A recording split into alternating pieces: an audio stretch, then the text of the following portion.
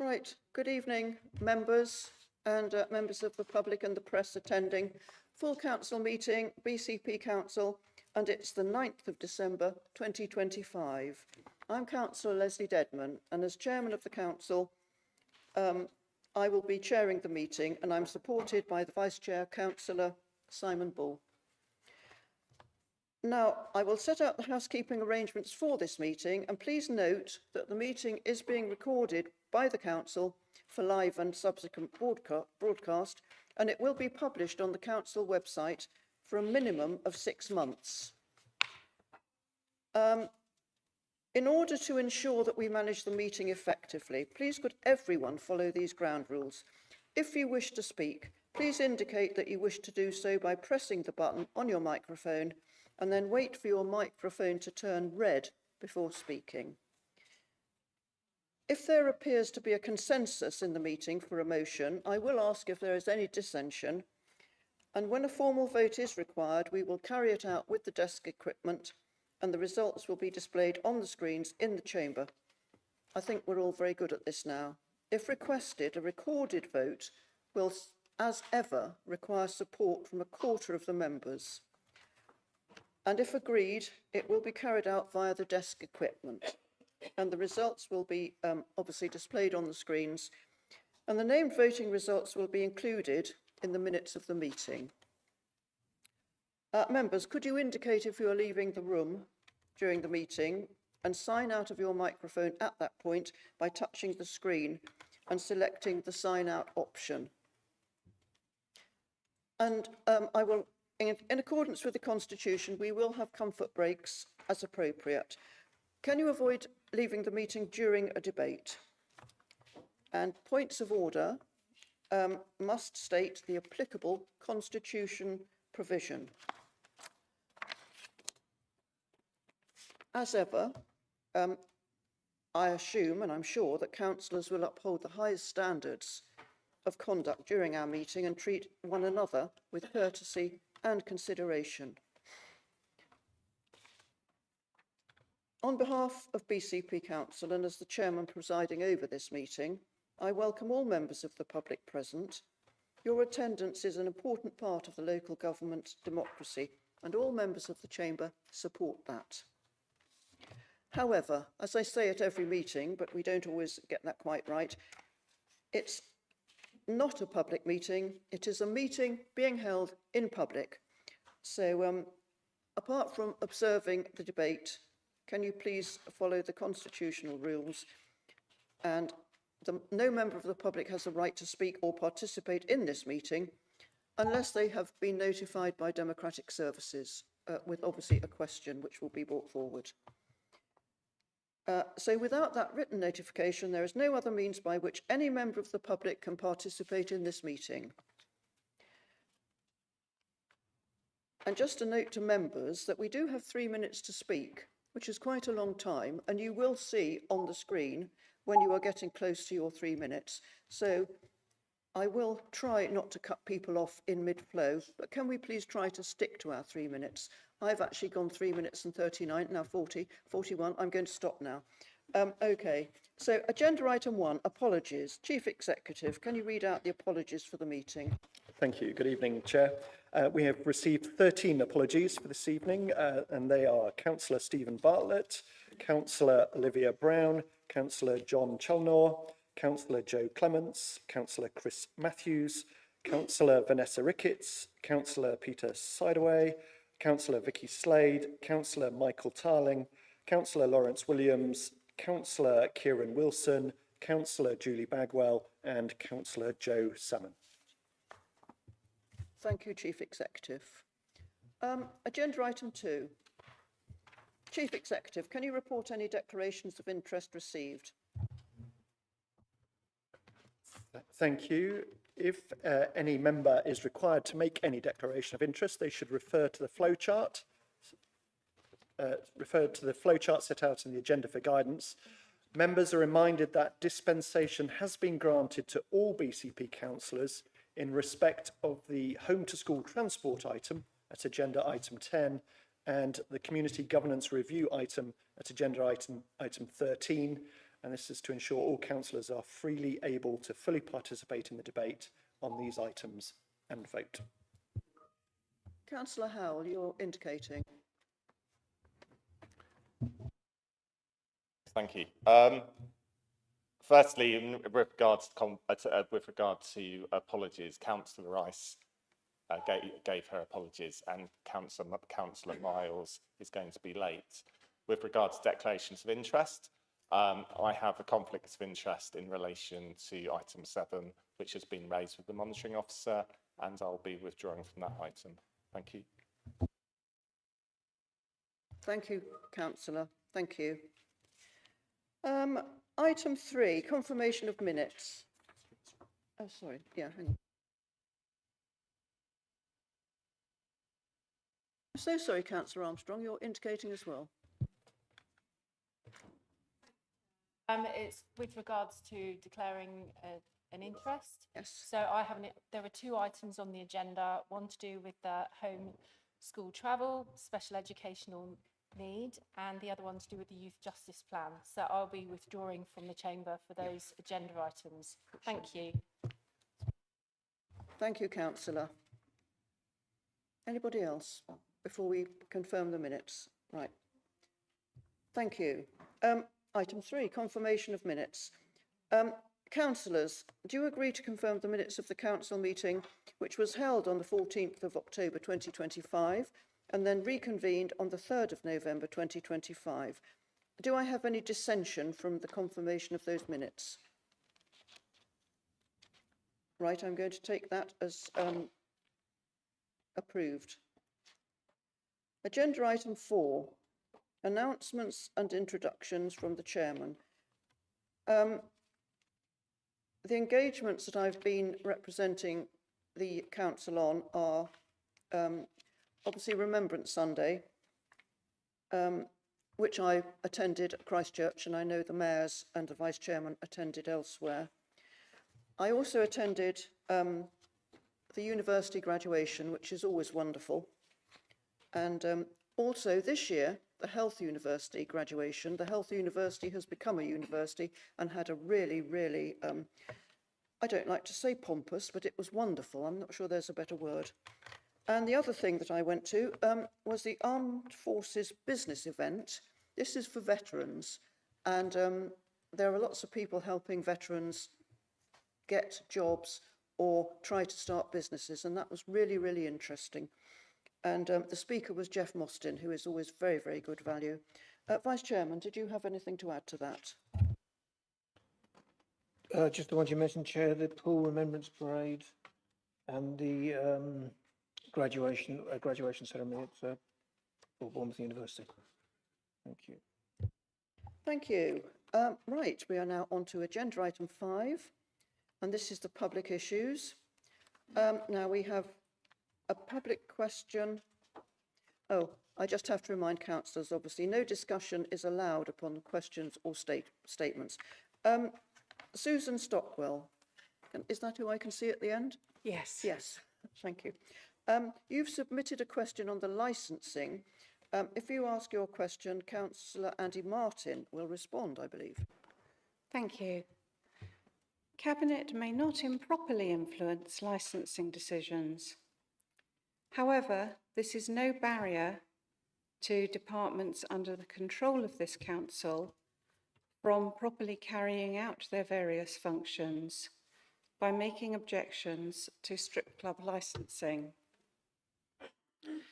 These include, but are not limited to, community safety, public health, economic development, tourism, estates, highways, and licensing itself. Rising crime in the neighbourhoods around Bournemouth strip clubs and the evidence both from marches for women's safety and respondents to consultations on licensing policy makes such objections essential to carrying out these council functions. Will this council now turn its attention to accepting the evidence in front of them for urgent action on strip club licensing? Thank you very much for your question. Councillor Martin, you're to reply.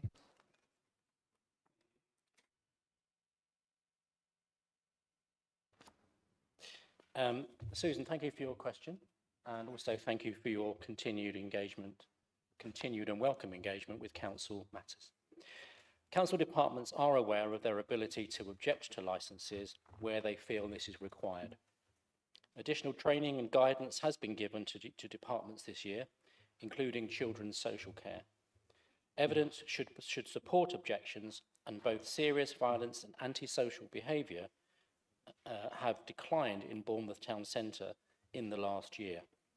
The licensing and community safety teams work closely with Dorset Police to monitor issues related to any licensable premises. Thank you. Thank you. Thank you, Sue. Do we have Daniel Glennon has submitted a public question on the environmental impact of the ice skating rink. Would you like to ask your question? And I think Councillor Hadley, who is the portfolio holder for climate response, environment and energy, will respond. Thank you. So I appreciate the winter wonderland, the joy it brings and the value it adds to our town's tourist industry. However, I have a concern regarding the environmental impact of the ice rink. Most artificial rinks use chemicals such as glycol and calcium chloride to maintain frozen surfaces. The latter is particularly harmful to aquatic life and soil biology. Each morning, I see quantities of ice being swept from the rink and deposited directly into the Bourne Stream, one of our town centre's most valuable and biodiverse natural assets. Given this, has the council undertaken an environmental assessment of the chemicals used to create and maintain the ice, and of the practice of daily disposing of contaminated ice into the Bourne Stream, including potential cumulative impacts on water quality, wildlife, and the wider ecosystem, and whether mitigation measures or alternative lower impact technologies have been considered? Thank you. Councillor Hadley, would you like to reply? Thank you, Madam Chair. Daniel, thank you for your question. The health of the River Bourne is important to the council. The council checked prior to the 2019-20 season, and the council's event manager has rechecked with the operator last week that this is still the same process. She also checked with the environmental health officer, who was satisfied.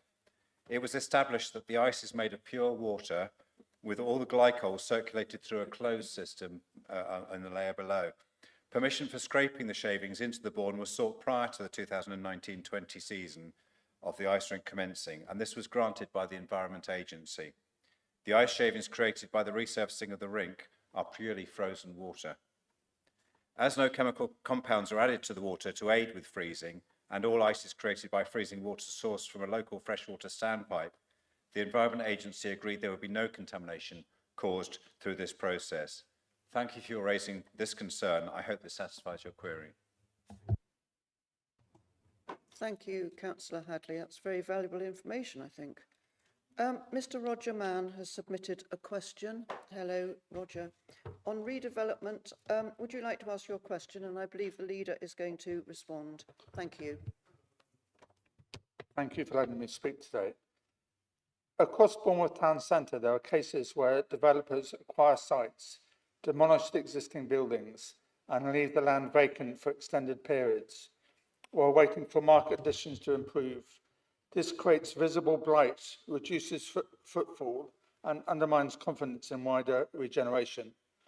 Other councils address this by using planning conditions, Article 4 directions, Section 215 notices, and phased development requirement to discourage premature demolition and limited long-term land banking. So my question is this: what measures is the council currently using or prepared to introduce to prevent demolition without a guaranteed deliverable redevelopment plan, and to address cases where cleared sites remain vacant for long periods? Specifically, will the council consider restricting demolition through planning conditions? Will it review the use of Section 215 or other tools to stop clear sites becoming long-term eyesores? And is it exploring policies or legal mechanisms to prevent speculative demolition with no clear funding or timetable? Thank you. Thank you for your question. Leader, I think you're going to respond. Thank you, Chair, and thank you, Mr. Mann, for your question. Demolition of a building does not usually require planning permission. Should an owner wish to demolish a building, they need to apply for prior approval before doing so. However, the consideration of these applications is limited to the method associated with the demolition process, rather than the principle of demolition itself, which is allowed under permitted development rights under national government legislation. There is no ability to take into account matters relating to appearance or if there is an alternative development going to be proposed. The council already utilises section 215s when appropriate to do so for sites which deteriorate to such a degree that they result in material harm to the surroundings. And I'm aware of incidents, including in my ward and across the conurbation, where antisocial behaviour, fires in buildings, significant vandalism, potentially endangering people has meant we have pushed for demolition to reduce risk. In a situation where demolition does require permission, such as within a conservation area, for example, permission is not granted unless a suitable replacement is agreed. Thank you. Thank you, Leader. Now, Patrick King, this is a statement on the procedure of motions. Would you like to make your statement? Thank you. Thank you. The last council meeting saw several councillors questioning the labelling of residents expressing legitimate concerns as far right. This warrants further clarification how this potentially inflammatory terminology was approved. All council members should combine to produce and publish the methodology used to categorise activism, enabling the public to understand how and why labels are applied and what council safeguards are in place, ensuring the language in motions does not itself contribute to division or escalate tensions. Also noticeably, it only takes 2 councillors to circulate late amendments almost to the opening of the meeting. This leaves other councillors minimal opportunity to give due consideration and process the effect of proposed changes and the potential far-reaching and long-term implications and consequences to policy and budget. Public questions have to be received by 3 working days to be included, and therefore it is a logical conclusion amendment procedure requires reviewing. Thank you. Thank you. Right, thank you, members. That concludes the public element, and thank you very much, residents, for the questions and the statements. Members, we're moving on now to recommendations from Cabinet and the other committees. We're going to consider recommendations on your sheets at items 6 to 12, which will be taken separately as set out in the supplementary agenda. And I need to highlight that there are decisions on some of these issues which have been taken under the delegated powers of the relevant bodies and therefore are not before the Council. So, can we move on to item 6 from the Licensing Committee of 22nd of October 2025, minute number 23. And this was a review of the Hackney carriage and private hire driver, vehicle and operator policies. Councillor David Flagg, I believe you're going to move the recommendation, and then Councillor Keddy will second. And if any councillors wish to speak, they can speak for up to 3 minutes. Thank you. Councillor Flagg. Thank you, Madam Chair. Members, the current BCP taxi policies for drivers, vehicles and private hire operators were introduced in June 2021. The Department of Transport statutory guidance document recommends that these policies are reviewed every 5 years setting out how they exercise their taxi licensing functions. The policies are set out how the licensing authority approaches its statutory responsibilities. The proposed policies establish a clear framework of standards that will guide members and officers in the delivery of the taxi licensing service. The policies all aim to protect and maintain the safety of passengers and other road users.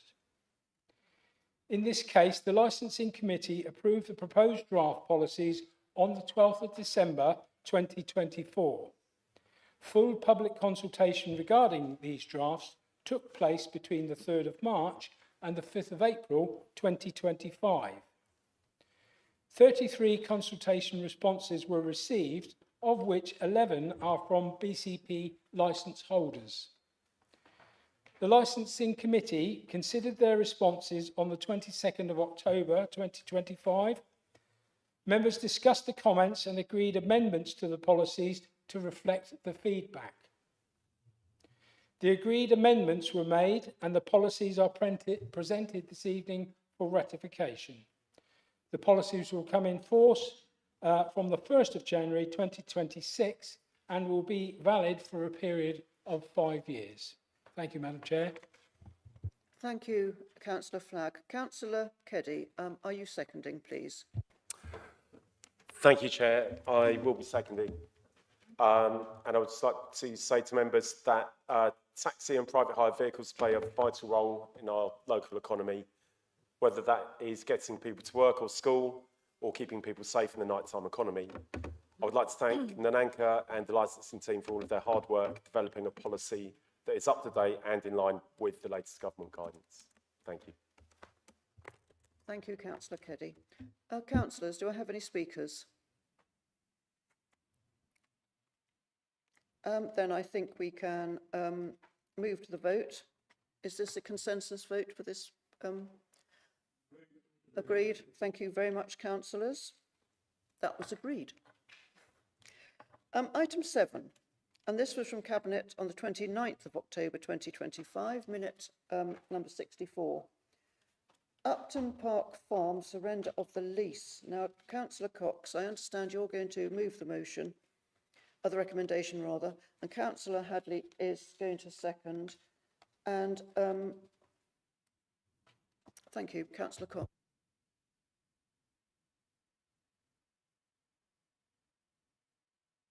Is that BCP Council agrees to the surrender of the lease of Upton Park Farm, subject to specialist agricultural legal advice. But the primary purpose here is to acquire land south of the A35 for habitat mitigation. For the purposes of clarity, at the Cabinet we introduced 3 additional recommendations which seem to have been omitted from the published main Council paper, but which are included in the appendix addendum. These provide an update of the financial strategy of the Council in this acquisition. The Strategic Community Infrastructure Levy for habitat mitigation will only be used to fund the land acquired to the south of the A35. The Council's capital receipt resources will be used to fund the land to the north of the A35. These resources will then be replenished by the disposal of those acquired buildings deemed surplus to requirements. For absolute assurance, no decision is being made in this report as to how the acquired land north of the A35 will be used. Any such use will be considered as part of a future report to Cabinet and Council as appropriate. The recommendation is for Council to approve the purchase of the farm business tenancy on terms approved by the Director of Finance in consultation with the Portfolio of Finance. To be clear, in 2024, the tenant expressed an interest in surrendering the lease. A financial offer was made in August 2025 and terms were negotiated and agreed, which were considered best consideration. The farm is currently on a farm business tenancy since June 2014, with about 40 years left. The property includes a farmhouse, 3 cottages, various farm buildings, and 36.3 hectares of land. We have a choice. We can either accept this, we can either reject the offer and have the status quo, or we can agree to the surrender as recommended in these papers, and also as recommended by the cross-party asset disposal working party.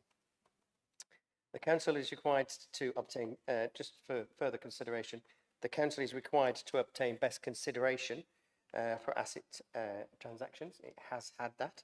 An independent RICS valuation was obtained. BCP Council is responsible for a significant maintenance costs, and recently we've spent £35,000 and a further £415,000 is identified, which we have to pick up the tab for. The current rent is very low and difficult to increase in lease terms. Some of the land lies outside of BCP's boundaries, i.e. within Dorset Council, but most of the land is designated for proposed heathland mitigation or falls within 400 metres of heathland buffer zone. So I would please recommend that the council agree to the recommendations here, which are to note the recommendations of the cross-party Strategic Asset Disposal Working Party on the 19th of September to approve the purchase of the farm tenancy of Upton Farm on these terms, and in addition to approve the funding of the purchase of the land south of the A35, which equates to approximately 18.4% of the market value from community infrastructure levy habitats and site mitigation. And fourthly, to approve the funding of the purchase of the land north of the A35, which equates to 81.6% of the market value from capital receipts, and these will be replenished from receipts from the disposal of the acquired buildings. And finally, to approve the disposal of these acquired buildings deemed surplus to requirements. Thank you. Thank you, Councillor Cox. You went a little over the minutes. Do apologise. But we had to listen. I don't mean we had to listen to it. It was it was important that we hear it. So so well done. Councillor Hadley, are you going to second? Thank you, Chair. Second and reserve my right to speak. Thank you. Right, thank you. I have a speaker already, Councillor Butt. Thank you, Madam Chairman. I'm very pleased to hear this evening of the assurances which the Deputy Chairman, Deputy Leader of the Liberal Democrats is giving us, and portfolio holder for this area for finance. Obviously, it's of great importance to people in Creekmore because of the area is directly within the residential impact that might have of any development. Very pleased to see that mitigations have already been put in place with regard to how the community infrastructure levy funding has been balanced. Very pleased to see that, and that's right and proper. And also pleased to hear the assurances of some of that area is within heathland mitigation, so will not be so affected. Obviously, having spoken at length to my residents, both on social media and in my surgery, and by other means, they are content with regard to the way in which this has been taken forward. They can see the prudence in it. Of course, the assurances which are given today that nothing will happen unless it goes through the proper channels is obviously very, very important to them, and that they are kept abridged of everything that's going on. Very spoken with Councillor Hadley with regard to the safety crossing at Upton, which now is impacted because obviously with the farm now being disposed of and back into the keeping of BCP, the partnership working we have with that safety crossing, we could indeed enhance it. So that's a positive thing to come out of that. So I will tentatively so support this, but with the absolute assurance that's been given today by the Deputy Leader that ward councillors will be kept fully informed and work very closely with the portfolio holder. Thank you, Madam Chairman. Thank you, Councillor Butt. Do I have any more speakers before I invite Councillor Hadley back to say what he reserved his right to say? Is there anybody else? Councillor Hadley, then. Thank you, Madam Chair. Yes, Councillor Butt refers to the crossing. As Councillor Cox highlighted, this is right on the border with Dorset Council, and actually they're doing the works. They're doing putting a zebra crossing in at the bottom of the slip road, right outside Upton Country Park, which is a great link in terms of sustainable travel, walking and cycling to and from the park, from the north, from Creekmore, but also from Roman Road, and the link up to the Castleman Trail. I have been trying actually for some time to get them to reconsider how they make that run, so it's even better for that use, and they have agreed because of this the the surrender of this lease, it opens up the possibility to use the underpasses on the other part of that junction. So I'm really supportive in that sense, but also I was up at Upton for the unveiling of a statue, and there are so many people who love the Upton Country Park, and extending the park as a real gem within BCP conurbation for public access and use is really important, alongside the extension of the nature opportunities. So I really welcome that too. Thank you, Chair. Thank you, Councillor Hadley. Councillor Cox, do you wish to sum up before we go to the vote? I think it's good value for money and we should do it. Thank you. Thank you, members.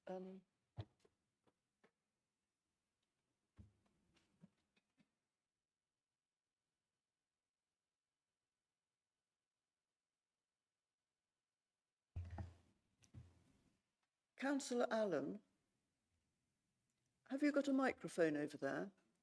So how are you going to vote? What does she say? Oh. Okay, thank you. That's okay, but if you want to move to another seat.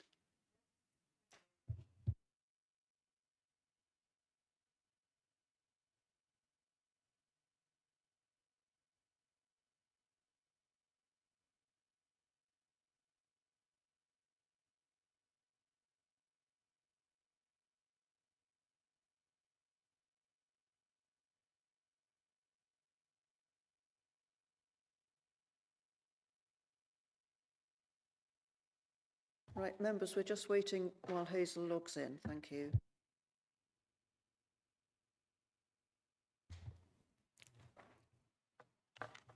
So are we going to do a proper vote now with this, because it's important? We've done that. It might be consensus. Yeah, well, I'll strip first. After all that about the voting, can I ask if we have consensus? I know Councillor Butt maybe not a consensus vote. Do we have consensus on this vote? Yes? Okay. Okay. Right, okay. Councillors, we have consensus. It's unanimous. Thank you very much.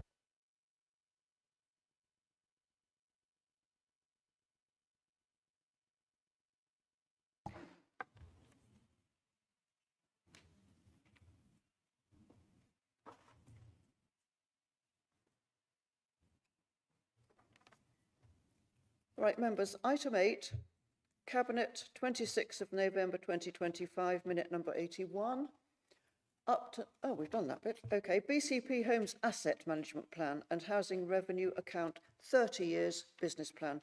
Now, I've got down here that Councillor Sandra Moore is going to move the recommendation, and then I believe the leader will second the move. So, Councillor Moore. Thank you, Chair. Although Councillor Kieran Wilson presented this paper to Cabinet, unfortunately he can't be at this meeting, so I'm presenting on his behalf. And as this is very much a good news story, I am delighted for the opportunity. This report is a vital step to ensure the long-term sustainability of our council housing, and it's refreshingly positive to talk about a budget where we're investing. The plan sets out a strategic framework which will allow us to maintain, improve and expand our housing stock whilst keeping our finances on a sound footing. It's underpinned by very robust stock condition data. Around 70% of our houses have had a stock condition survey within the last 5 years, and the aim is that 100% will have been completed by the start of the next financial year.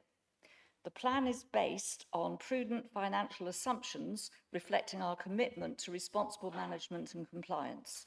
Our ambition for this plan is really clear. By 2034 to 35, we aim to deliver 937 new homes across BCP, whilst also investing substantially in the homes we already have. 257 of those homes will be coming forward between 2027-28 and 680 by 2034-35, and they will be let at social rent, affordable rent and shared ownership. Now this is really good news, and I know that at Cabinet, Councillor Kieran Wilson made the point how exciting this was for him personally, and this will be the case for many people just like him. Of course, this plan does have risks because many things can change over 30 years. So it's very important that what is put forward is both flexible and robust. The capital plan allocates 50,000 per home for major works and 7,500 per home for decarbonisation over a 30-year period. It not only supports the physical improvements of our homes, but also supports the broader outcomes we want for our residents. For example, health and well-being, supporting independent living and reducing inequalities. The plan also ensures we are legally compliant with all the new safety regulations that have come in during the past couple of years, which is also very important. Regular reviews will be needed to help ensure we maintain a responsible and accountable process throughout the 30 years of the plan. I'm delighted to recommend this plan to Council on Kieran's behalf, and I know he would also want me to thank our excellent housing team for all their hard work and also the partners that we used at Housing Finance Associates. Personally, I don't think anyone should ever underestimate the impact on people's lives that good quality housing can bring. Housing is so important all our lives, and the ability to move from B&Bs and temporary housing will quite literally change people's lives for the better. I ask you to support this paper as detailed in the recommendations. Thank you. Thank you, Councillor Moore. Councillor Earl, you're going to second this, I believe.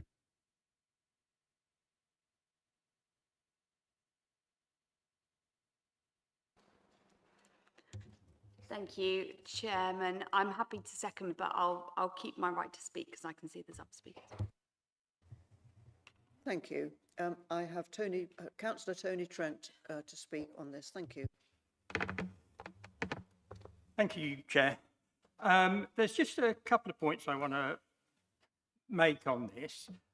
First of all, I welcome it, but having had conversations with long-standing tenant reps, I think there's a general feeling that it was good that BCP Homes adopted the pool model of tenant participation, and that inherited from Pool Housing Partnership. But from what I can gather, that level of participation is less than it used to be. The tenants used to actually operate scrutiny of the housing services, and I seem to gather that that isn't happening in the same way. There isn't a specific scrutiny panel, and I'm sort of hoping that whatever happens in the future, that side of it is looked at to make sure that our tenants are fully engaged. They are a fantastic resource, and we need to use that resource. The only other point I wanted to make, and I have asked for this to be looked at in scrutiny, is that when we do look at development of social housing and affordable housing, that we focus on social rented housing, because it's that we need most of all. And we've got to find a way, and this is part of what I've asked scrutiny to try to get someone in to tell us how they do it. We do need to make sure that we do get the maximum amount of affordable housing from developments in the town, and that what we have direct control over. I do think that social rented housing, in other words, council housing, is by far the most valuable thing that we can produce, because that is what liberated a lot of people from poverty after the Second World War. And it's sad that the quantity has reduced quite dramatically over the years through various government policies, and that we really need to bring that level back, because that will affect practically every other aspect of housing, including affordability. So it's just really a couple of pleas. Thank you, Councillor Trent. Councillor Brown. Thank you, Chair. I spoke on this at Cabinet, and I wanted to speak tonight as well, just because of the importance of this. And thank the officers that have put in an immense amount of work to develop this paper, and particularly around the financial projections and the sort of forecasts around the sort of debt levels and the assumptions that have gone into that, and particularly welcome the assumption that the additional 680 homes after 26-27, the assumption that all of those will be let at social rent. I've been a councillor 18, 19 years now, and I recall about 10 years or so ago, 6 new council homes being built in my ward. It was quite contentious at the time. Some garages were demolished and removed. And I got a fair amount of abuse about it, actually following the sort of planning permission for it. But once they were built, and I spoke to some of the families that had moved in there, it made you realise that it was worth all of the effort. I spoke to a family and they'd been living in expensive private rented 1-bedroom, so the parent had been sleeping on a sofa for a couple of years while the children could use the bedroom. And they moved into this brand new council house, 3 bedrooms, they all had their own individual rooms. The utility bills were a lot less because they had an air source heat pump installed as part of that. The rent was less in a council home than it was in the private rented, and they had secure tenancy, and the kids could go to the local school and form connections in the local community, and it's just absolutely life transforming for the families and for the children. And the fact that we're looking here at 937 new homes over the coming years, financed through this mechanism, is going to be transformative for all of those families, and it's going to improve the life chances of the children in those families, and probably children who aren't even born as yet. There's probably children who will be born in the coming years who will move into these homes and will benefit from that. So as well as the fact, in terms of my portfolio of health and well-being, decent, secure homes are key to good health and well-being. So on so many levels, this is to be welcomed and to be supported. So I'd like to make sure we thank the officers, all officers that have been involved in this, particularly around sort of managing the finances to deliver this programme. Thank you, Councillor. Councillor Dower. Thank you, Chair. I just want to clarify something that Councillor Trent said earlier. I'm on the Homes Advisory Board, and we do have engagement from tenants, and it's something that we actually seek to get more of. It's very difficult to get the tenants engaged, but we do have engagements on the Homes Advisory Board, which is really key. And I just want to say thank you to those tenants who are engaged, because it's very important. I'm really pleased with this paper, and it's great that we're going to get 937 new homes. I just wish it was going to happen earlier. In my ward, Kingston Ward, we have the highest amount of social housing in the whole of BCP, and it would be lovely to see more built sooner. But in all, I'm very pleased with this paper, so thank you. Thank you. Councillor Butt. Thank you, Madam Chairman. Although it's laudable, obviously, to hear how jolly good this all is, we do have to look to the financial implications and to other matters. And my main concern is with regard to these great, vast amounts of money that are spent on these projects, is that we keep within budget. I know I have a housing development at Hilborn myself, and it's taken some 7 years to deliver, and it's certainly not run within budget, which is very sad. And also to think carefully about our rent cap. I know we have a rent cap, and make sure that we're actually going to be able to keep within that, within the bounds of the time it's going to take to actually deliver these properties, which is extremely important, because that's the provision at the other end, those people who are going to have that at source at the other end. I also have concerns that as we're talking about council properties, I do believe that Councillor Trent has an interest, and it may be that he would need to declare an interest. If not, I apologise, but just for his safety. And also I believe that we should stand when addressing you, Madam Chairman. It may also be that Councillor Trent has permission tonight not to because he's unwell. Again, if that's the case, I apologise. Thank you, Madam Chairman. Yep. Thank you, Councillor Butt. I had noticed the not standing, and I would prefer people stand if possible. Where have I got to? Councillor Connolly. Thank you. Yes. Well, I very much welcome the building of BCP Homes.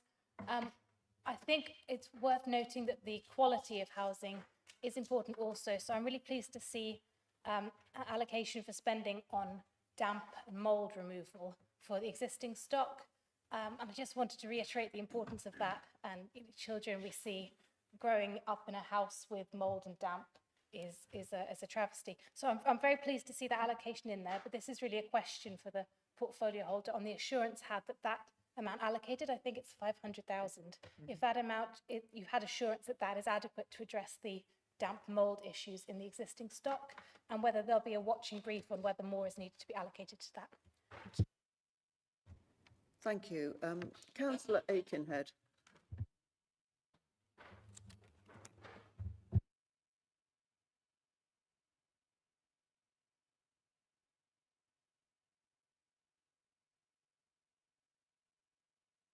Is that okay? Good to speak now. I'm good. Okay, sorry. So, I would, like everyone else, very much welcome this. Very good that we're building some new homes. In fact, even more would be great. But I just really wanted to just say, in terms of the mix with the shared ownership, that can we please be really careful that if we are providing homes with shared ownership, that we are not getting into the same problems that some shared ownership tenants now have, where even though they only own half the property, they are responsible for the maintenance of the whole property, and yet they're still paying rent for it. And obviously with all the cladding problems, this has got worse. But it is a general problem that if someone owns half the house and they're responsible for the whole maintenance, it's something a little bit unfair about that. So I just urge us to, if we are doing shared ownership, just to look at the way that we're doing it, to make sure that we are doing it in a way that is fair for those people who are taking up the offer of those homes. Thank you. Thank you, Councillor. Councillor Cooper. Thank you. Just swiftly, really, thinking back to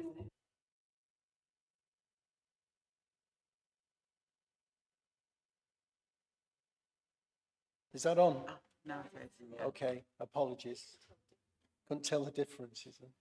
And there was the Pool Housing Partnership had what they called a residents' participation strategy, and that was mirrored through all the other kind of departments. And I think on the back of this, it would be good if we could see that enabled as good practice, really. Because as I go around the doorways, the people, you're knocking on doors, there's different kind of houses, different kinds of income brackets in the same community. And there's a kind of a lack of active engagement in just what it looks like outside your front door. And I think there's, if you don't own it, you can't control it. So I'm really, really pleased that we have got a housing strategy. Like Sue, I would love it to be more. But I think we need to engage with the residents and get away from the negative narrative that BCP is rubbish. We need to leave the memories back and get the council to work with residents to become actively engaged in the communities that they are living in, to take responsibility for improving those. And I would welcome a conversation with Kelly and her team about that, and I expect others would. Thank you. Thank you, Councillor Cooper. Councillor Earl, do you wish to speak now? Yes, please. Thank you, Chairman. So I'm delighted to second the paper and to hear the support of colleagues. I think this is a robust, really evidence-based strategy. It will not only maintain, but also improve and expand the social housing stock that we have, ensuring that our families have access to quality housing. And I know, as an administration, we're incredibly passionate about that, but that is not just the administration. I think everyone in this chamber sees the value of social housing within their own communities. I did just want to mention this issue that Councillor Trent has brought up about how we engage with our tenants. And we actually had the social housing regulator in last month to come and take a look. In particular, they were interested in governance. They were really interested in governance, how we engage, how residents are involved in decision making. And I would just refer councillors to various cabinet papers which have been through cabinet just in the last couple of months relating to this. For example, our complaints performance and service improvement report, and there was another one around governance, but I can't remember what it was. Oh, the BCP Homes performance update. We take engaging with tenants in BCP Homes incredibly seriously. And I think that we've actually built a model which is maybe one of the best for engaging residents and ensures that their voices are heard properly. And I have full assurance, having been interviewed by the regulator and also overseeing this alongside my cabinet colleague, Councillor Wilson, that that is in place. So I just want to dispel any myths that BCP Homes doesn't function in that way. And if you do have any concerns, then don't hesitate to raise them with Councillor Wilson. Finally, just to add, your support for this plan will ensure that BCP Homes continues to offer that safe, decent and future-ready homes for our residents. But I'm also really pleased about elements such as decarbonisation, helping to reach our net zero ambitions, and the fact that it includes that element of resident and tenancy engagement. So yeah, I'm very happy to second this. Thank you. Thank you, Councillor Earl. Councillor Moore, are you summing up now, please? Yes, thank you, Chair. Yes, thank you all for your comments, and I'm will be happy to pass on all the comments about participation, social rent, mould and damp, shared ownership, all onto the housing team. And yes, I totally agree that regular financial reviews will be needed with the all the years involved to help ensure that we remain within budget. So thank you all for your comments, and the living example I think is really helpful because it brings the whole plan to life. I ask you now to support the paper as detailed in the recommendations. Thank you. Thank you, Councillor Moore. Members, do we have any dissent on this, or do we have consensus to approve this? I think, thank you. That's very cheering. Thank you very much. Thank you, Councillor Moore. And thank you, Councillor Kieran Wilson, in your...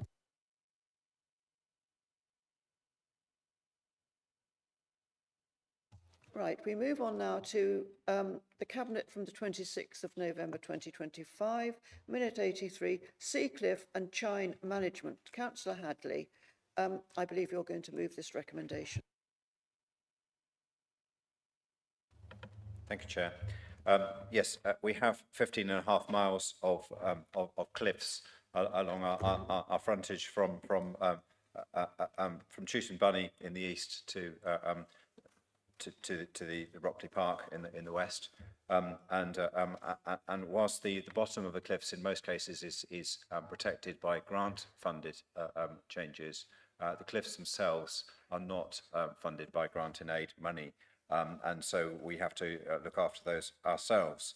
And we have an estimate from our team that over the next 20 years, we probably need something like £40 million in order to maintain the cliffs, to keep them up. And we've seen to the east, Beckton Cliff is receding quite fast because it has no protection, because the nature is allowed to do its thing, and also in a lot of the areas of rural Dorset where there have been some very spectacular cliff falls because the sea is allowed effectively to do what it needs to do. So in trying to maintain the cliffs, particularly because we've got a lot of houses above them, we need to continue to do maintenance, and part of the works that we found is there are things that haven't been maintained as well as we would like over the last maybe 20, 30 years, and we have been doing some exploration. We need to do further work, and it's been identified that with £1.446 million over this year and next year, we can do some really useful work to try and make sure that we don't get further cliff slips, to clear up after those that exist, and to maintain in particular 700 sand drains that we have in the cliff faces. If you go along the overcliff, you can see drain holes at every couple of metres along, and those are the tops of those coastal protections.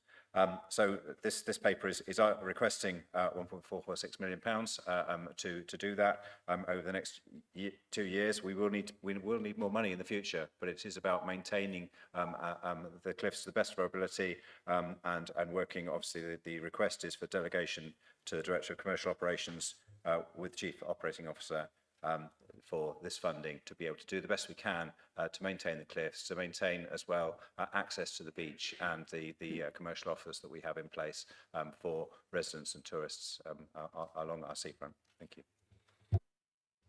Thank you, Councillor Hadley. Councillor Herritt, you were going to second? Yes, and reserve my right to speak. Thank you, Chair. Thank you. Councillor Dove. I of course welcome any investment that this council allocates to maintaining our beachfront cliff tops and the continued improvement of services for these areas. But let's be honest, what's being asked is mammoth, hence the £41 million bill to really get on top of the maintenance costs over the next 20 years. And whilst 1.4 million sounds like a lot, it's not really. But I do welcome the efforts that this money is being put forward to try and help. But I just think with 1.4 million, it's really going to take some careful planning and juggling to ensure that this small pot really hits the mark and achieves what this paper sets out to do. And therein lies the problem. What are the plans? How's the money being allocated? How are we sure that the residents' money is being put to the best use to bring about meaningful and significant improvements? How are these improvements even being measured? The paper is light on detail, says nothing about strategy or implementation, and yet it expects tonight this council to agree expenditure of 1.4 million on goodness knows what. The PFH refers to its really useful work. But what is that really useful work? He made reference to sand drains, but this money alone could be used on the sand drains without before we start referring to mitigation of lost revenue from beachfront services. My fear is there's no transparency and there's no information on the mechanism for reporting back in a manner which the public can be aware. Instead, it's like we're almost asking councillors tonight to abdicate the duty to officers alone. Look, yes, I understand there's a Cliff Management Working Group, but the membership of that is not yet known, and these are not public meetings. Those minutes will not be published. And for this reason, I can't support the paper as it stands. I applaud its merits and everything it tries to achieve, but the mechanism of how we're going about this is wrong. So I would therefore ask that the PFH agree to submit a paper worthy of presentation to this council, to Environment ONS for scrutiny once the initial survey work has been completed, with ongoing plans having been devised, with measurable outcomes having been defined. We shouldn't be devolving this. This is important for our residents and for our visitors, and also for all the hospitality businesses that thrive on our beachfront and our tourism industry. And I really think as elected representatives, we should be leading from the front on this. Thank you. Thank you, Councillor Dove. Councillor Andy Martin. Thank you, Chair. I don't think it will come as any surprise to anybody here that as somebody who represents with my colleague here a coastal ward, that we take a very close interest in this issue. Indeed, the whole southern boundary of Highcliffe and Walkford is cliffs, not just coast from the seafront, but cliffs. My colleague, Councillor Hadley, mentioned Beckton, the cliffs at Beckton, which is otherwise known as Naish and Barton-on-Sea.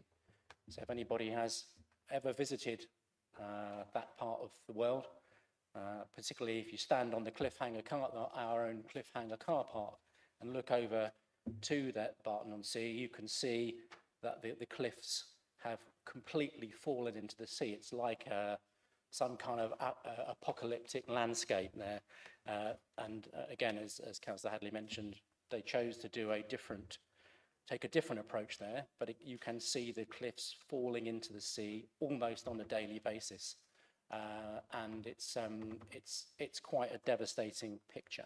and it gives us an image of what, what our coastline could be like or could have been like. And I mention that because there are 4 councillors here tonight who are, and you're one of them, Chair, who served on the old Christchurch Borough Council, and the 4 of you will know just how much investment was put into the cliffs at Highcliffe, into the cliffs. So I'm talking about walls and drains and pipes and a really complex infrastructure which has protected those cliffs and continues to protect those cliffs. So, but the problem is, and again, as my colleague has pointed out, we need an awful lot of money to maintain those, and those cliffs aren't, that infrastructure hasn't really been maintained or had any money spent on it in recent years. And in fact, we were looking, I had a site visit with an officer only last week to look at our projects for some new cliff paths down from the car park to the beach. And she identified a couple of drains that were basically not functioning. So obviously I completely welcome this paper. It's, we can see, as I said, over the border, what it would look like if we don't do as much as we can to protect our cliffs. I welcome the paper, and I hope that we can somewhere find more money to do the maintenance that is badly needed. Thank you very much. Thank you, Councillor Martin. Yes, I certainly remember all the work that the Borough Council did, and also I served on a thing called SCOPAC, which I don't know if anybody here has heard of, which was run from Southampton and did the whole of the South Coast and was very valuable. And I'm not quite sure if anybody from Bournemouth was on it, but I didn't, I was unaware of that. But no, very important. So that's my comment on that. Thank you. Councillor Butt. Thank you, Madam Chairman. This is a huge amount of money to take from reserves, and indeed it's an even larger amount of money over the next 20 years with regard to what needs to be spent, we're told.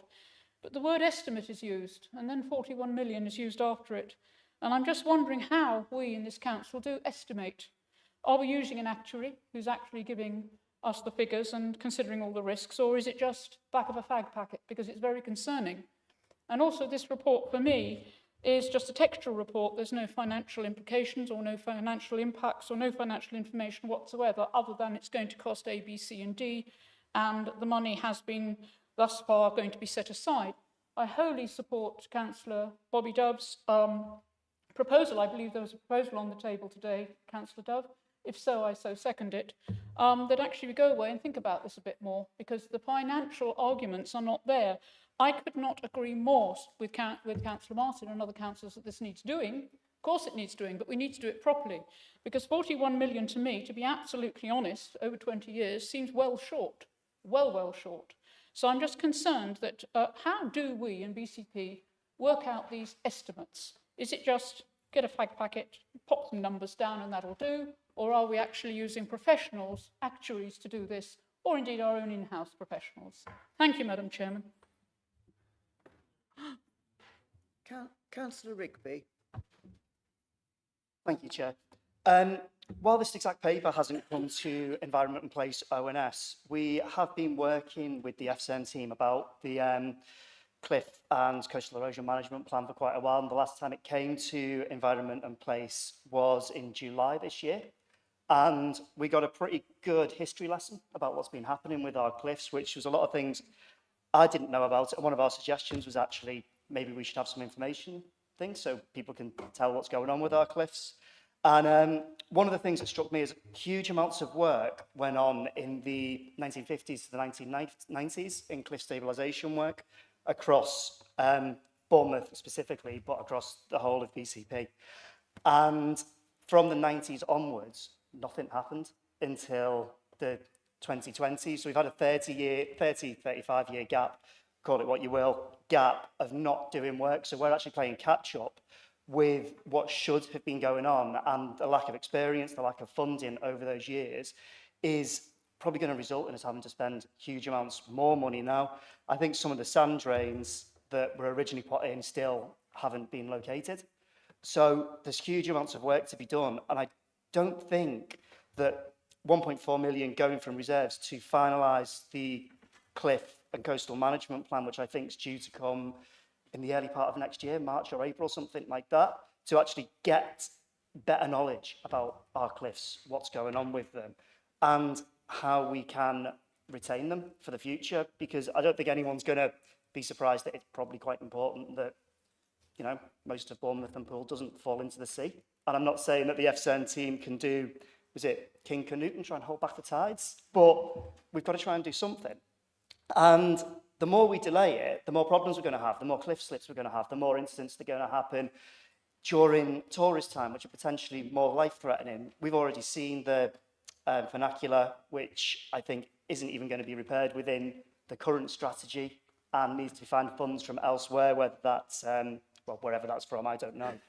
But I can't really think of much more important for us to be doing as part of climate action, part of the future of BCP, and retaining the amount of land which we've got currently, as well as our beaches, our coast, than putting some investment in now to really make sure that the strategy which we come out with is going to be the best which we can have. So because of that, I want to support this paper and move to getting this done. Thank you. Thank you, Councillor. Councillor Farquhar. Yes, indeed. Thank you very much. I wasn't planning to speak on this one, but since Portman Ravine is actually mentioned for immediate works for a slip in my particular ward is Portman Ravine, I thought it stood good stead to remind everybody that we are a tourist town. And it's quite shocking to hear from Councillor Rigby is that we've been on standstill for our maintenance and upkeep, which one would anticipate any responsible local authority would continue to maintain. And that's evident to our residents, it's evident to the state of the fences that actually protect the public from the cliffs itself. In my particular ward, it's also evident to the fact that we can't find these sand drains. Because when I heard Councillor Hadley say, I only know of one in my ward, and I've got about half a mile or so of the actual cliff, which I benefit and my residents benefit from within the ward there. So I do support this paper. I do support the need for immediate spend, but I do hear what's being said here is that we are relying on this coming strategy for the long-term plan, for the continuation of Bournemouth, Poole and Christchurch to continue to not be like our near neighbours, not investing in that standard everyday maintenance and upkeep which is required, not just for the infrastructure which you can't see, but for the infrastructure which you can. And just on what you can see, it's a missed opportunity to mention the Bournemouth goats, which my ward enjoys along the cliff face there, because they are part of the maintenance. It's a visual scene as regards what the local authority is doing, and it's an opportunity to say that we are looking to actually invest in continuing the maintenance and upkeep of our wards. And the goats are a great tourist draw as well. So thank you very much. Thank you. Councillor Beasley.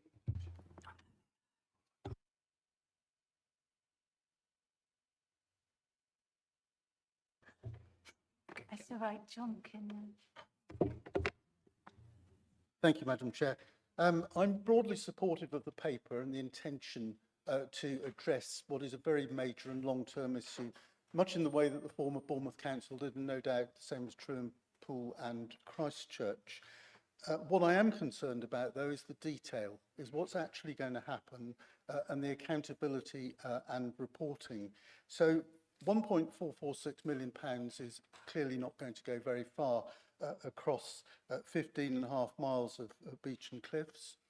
And of course, what we're hearing in this paper is a proposal that will only be for this next 2 years. And I'm very keen to find out what the longer term strategy is, particularly around the funding, because that is going to be critical in making sure these issues are going to be properly addressed in the longer term. And we've heard already from the portfolio holder about the responsibilities of the council as opposed to the funding for other works which may come through from the Environment Agency. It's really important that we can be clear with residents and indeed with businesses and the tourism industry exactly what it is that this council is going to do to sort out the longer term risks that we are facing. I note in the report that there is the proposal around the cliff Management Working Group. That is welcome, but it is an officer group. And one of the issues I have had for some time is that representing a coastal ward is feeding back to residents and businesses exactly what it is that the council is doing about these issues. And there must be a much better communications channel coming through to councillors who represent those wards across the coast, because without that, we don't know what's going on, and our residents and businesses expect us to be able to tell them clearly and at the time that they need to know. The other issue I have, I think, is around the second recommendation and the end of that, which is that it's to address current cliff management issues, certainly, but to mitigate the lost income from commercial services on the seafront. And I've looked through this report and I can't find anything specific around that. And of course, the temptation, inevitably, since the finances are being run by an officer group, are going to be to use that mitigation to make up revenue in the most imaginative ways possible. I simply know that that is what will happen, and I think that that needs to be looked at carefully, and that the reporting back needs to be in some way seen through the overview and scrutiny process, so that these issues can be properly scrutinised in the public interest. Thank you, Madam Chair. Thank you, Councillor Beasley. Councillor Aikenhead. Yes, so I've been walking the coast of Dorset. I think I've got about 24 miles to go now. So, and it just really reflecting on the fact that our coast is, it is what is unique about BCP. On our website, what is that picture? Oh yeah, it's our coast. Yeah, this is what we are about. So I cannot understand why, when BCP has been here for like 7 years, we're only doing this now, okay? And what about Bournemouth? Bournemouth Council. Why wasn't Bournemouth Council doing this for those 30 years?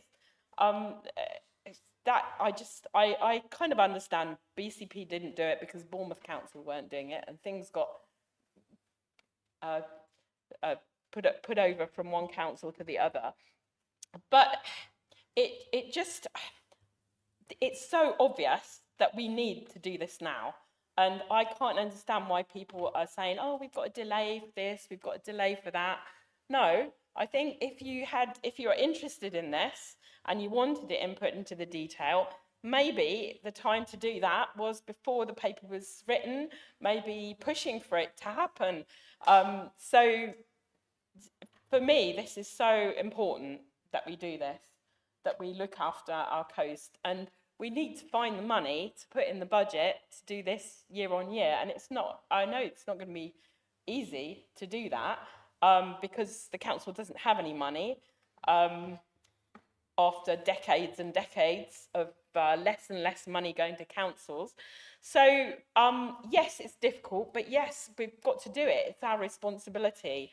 So no amount of fussing and delaying is going to make any difference.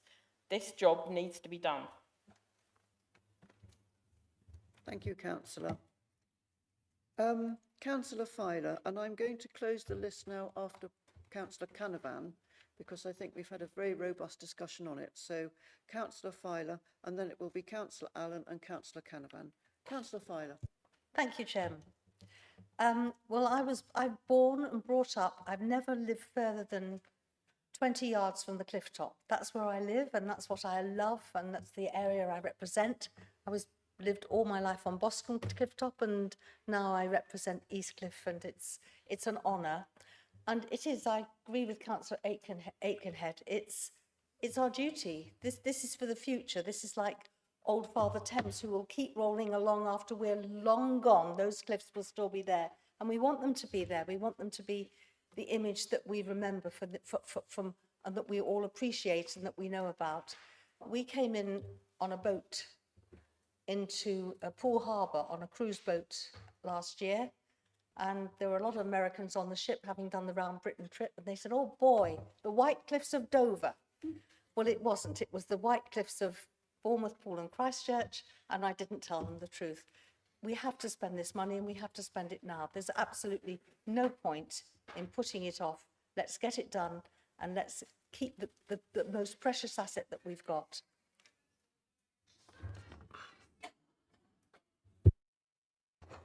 Councillor Allen.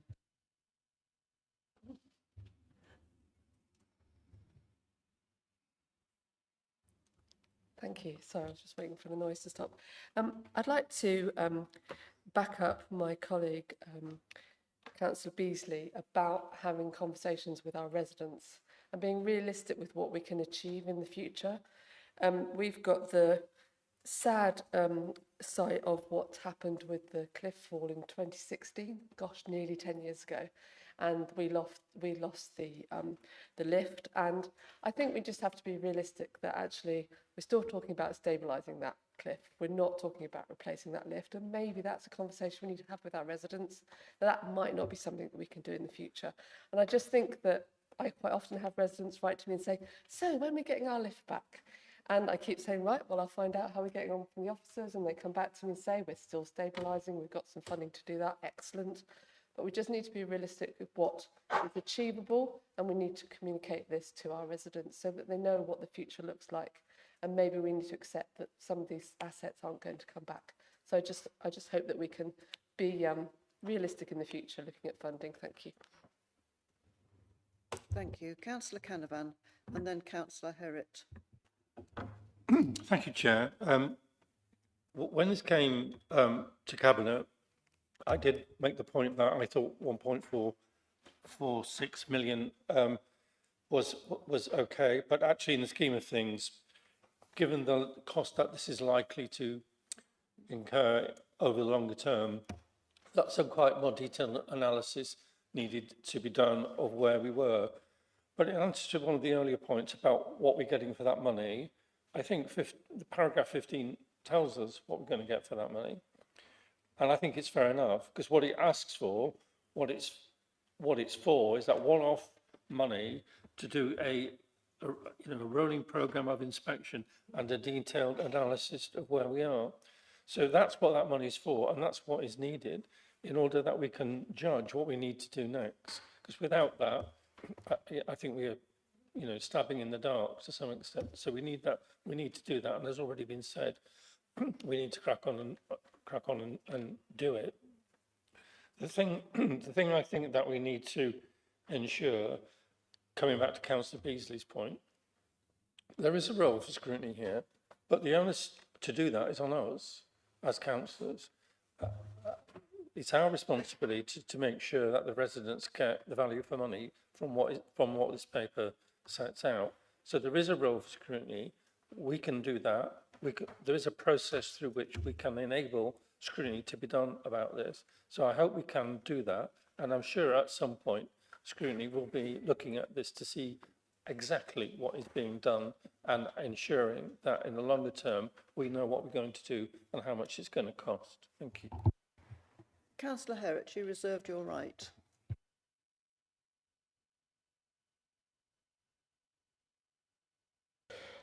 We are assured, of course, by our FSEM team, who do superb work not only for this authority, but in partnership and on behalf of several authorities across the South.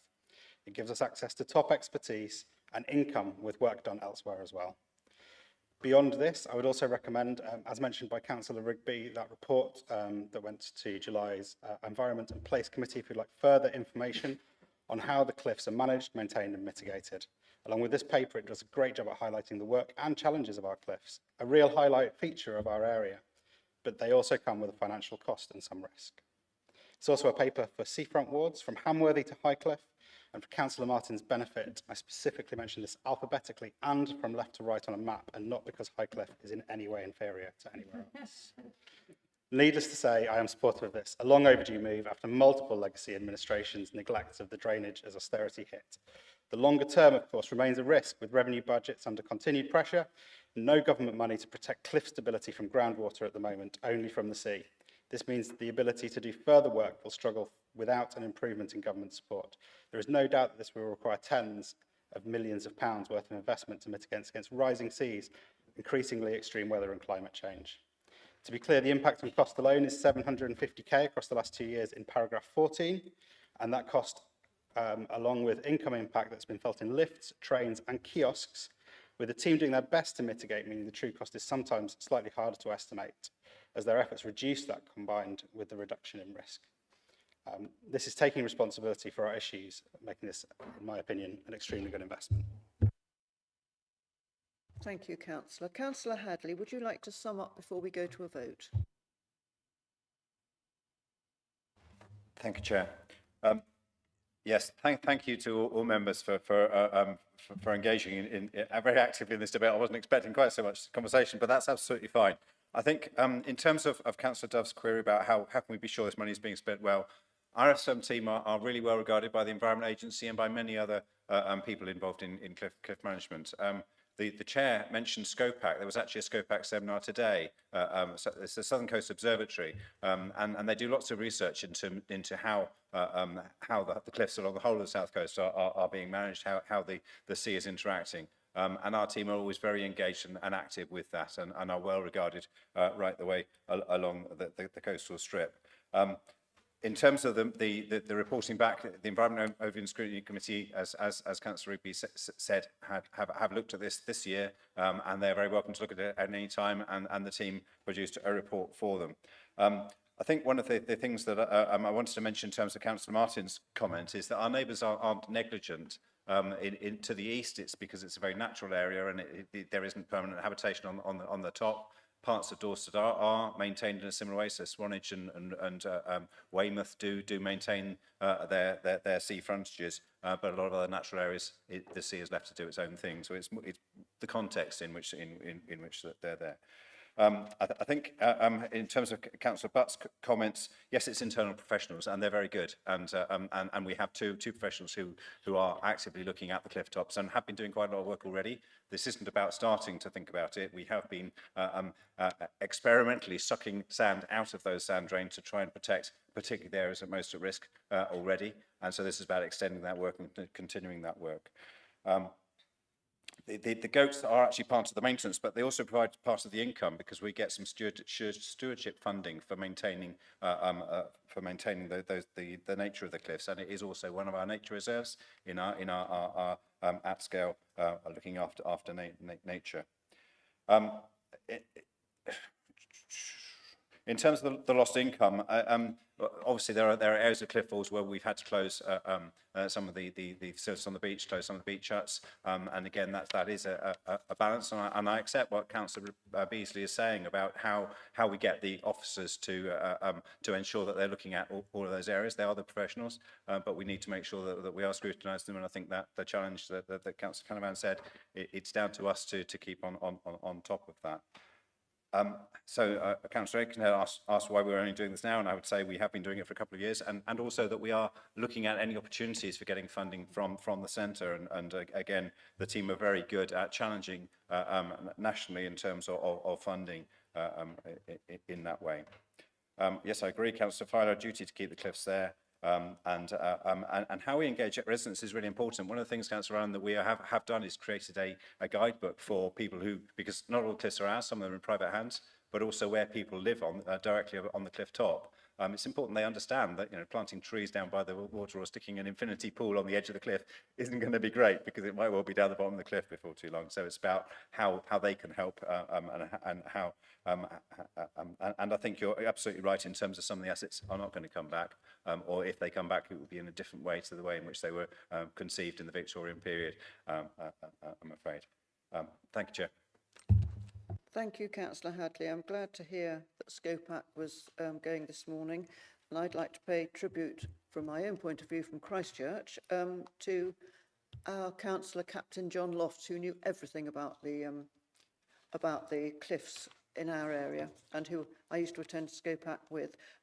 Councillor Dove, did you want to make a formal amendment to anything, or was that just to be noted in the minutes? Gone, I'm content that there will be some scrutiny. I hope it's quite soon rather than before too much work and decision making has gone on, but thank you. Thank you. Yes, I think your words were taken on board, if I can say that. Right, so Everybody's spoken. We are going to go to a vote. Do we have dissension? Do we have to go to a formal vote? I think we did have 2 members that were. Okay. Well, do we have consensus then? Oh, excellent. Well done. Thank you.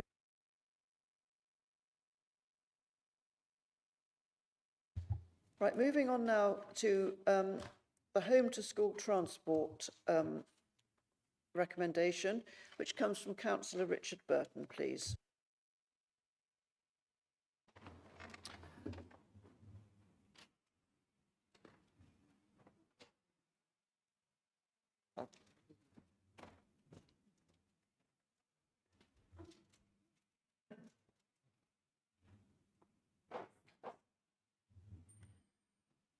Thank you, Chair.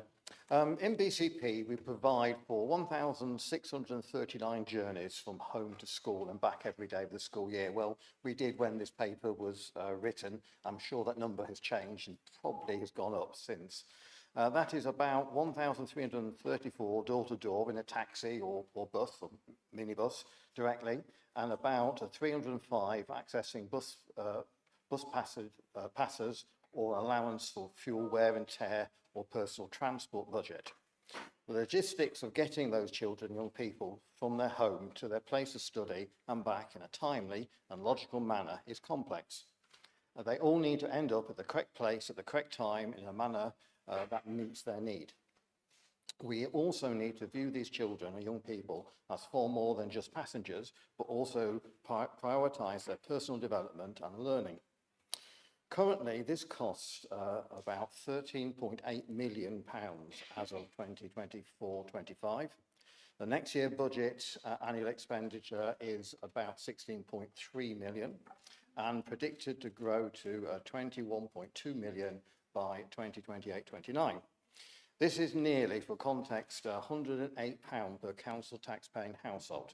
So we're talking about a significant amount of money. As always, we need to put the outcomes for children and young people at the forefront of all our decision making. The question is this money well spent to make a difference to children and young people?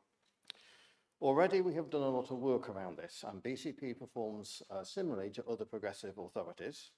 The report attached praises our transport team, saying that they are committed and knowledgeable and have already considered and implemented many initiatives with some controls and protocols delivering exceptional performance, such as low number of PAs allocated to routes. However, it's felt that more work can be done to further these improvements. What is being asked is for us to agree to tender to an external provider to deliver a transformation project over 3 years with a total cost of 1.5 million, or just under actually, funded by the flexible use of capital receipts.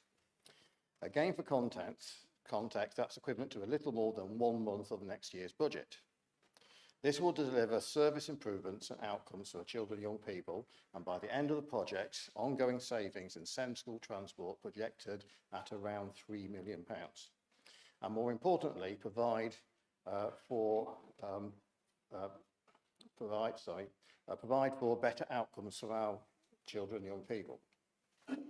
Officers have met with representatives from Parent Carers Together, our official forum for BCP, who are going to gather the views of parents and carers on proposed policy changes designed to promote independent travel.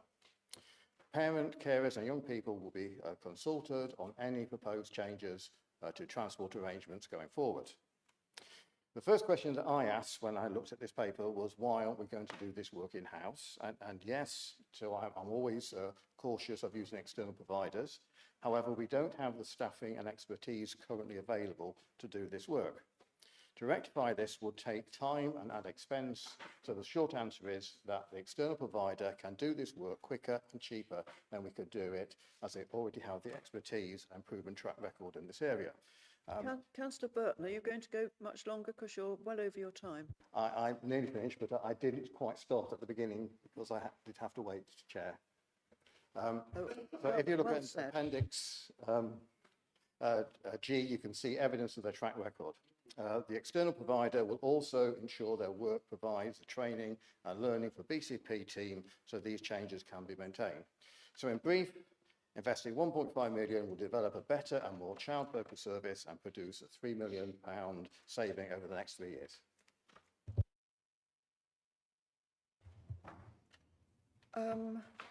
Councillor Hannah, I believe you're seconding.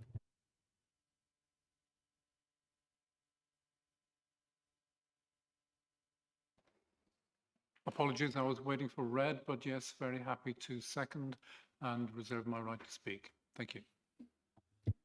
Right, we have Councillor Farr as the first speaker.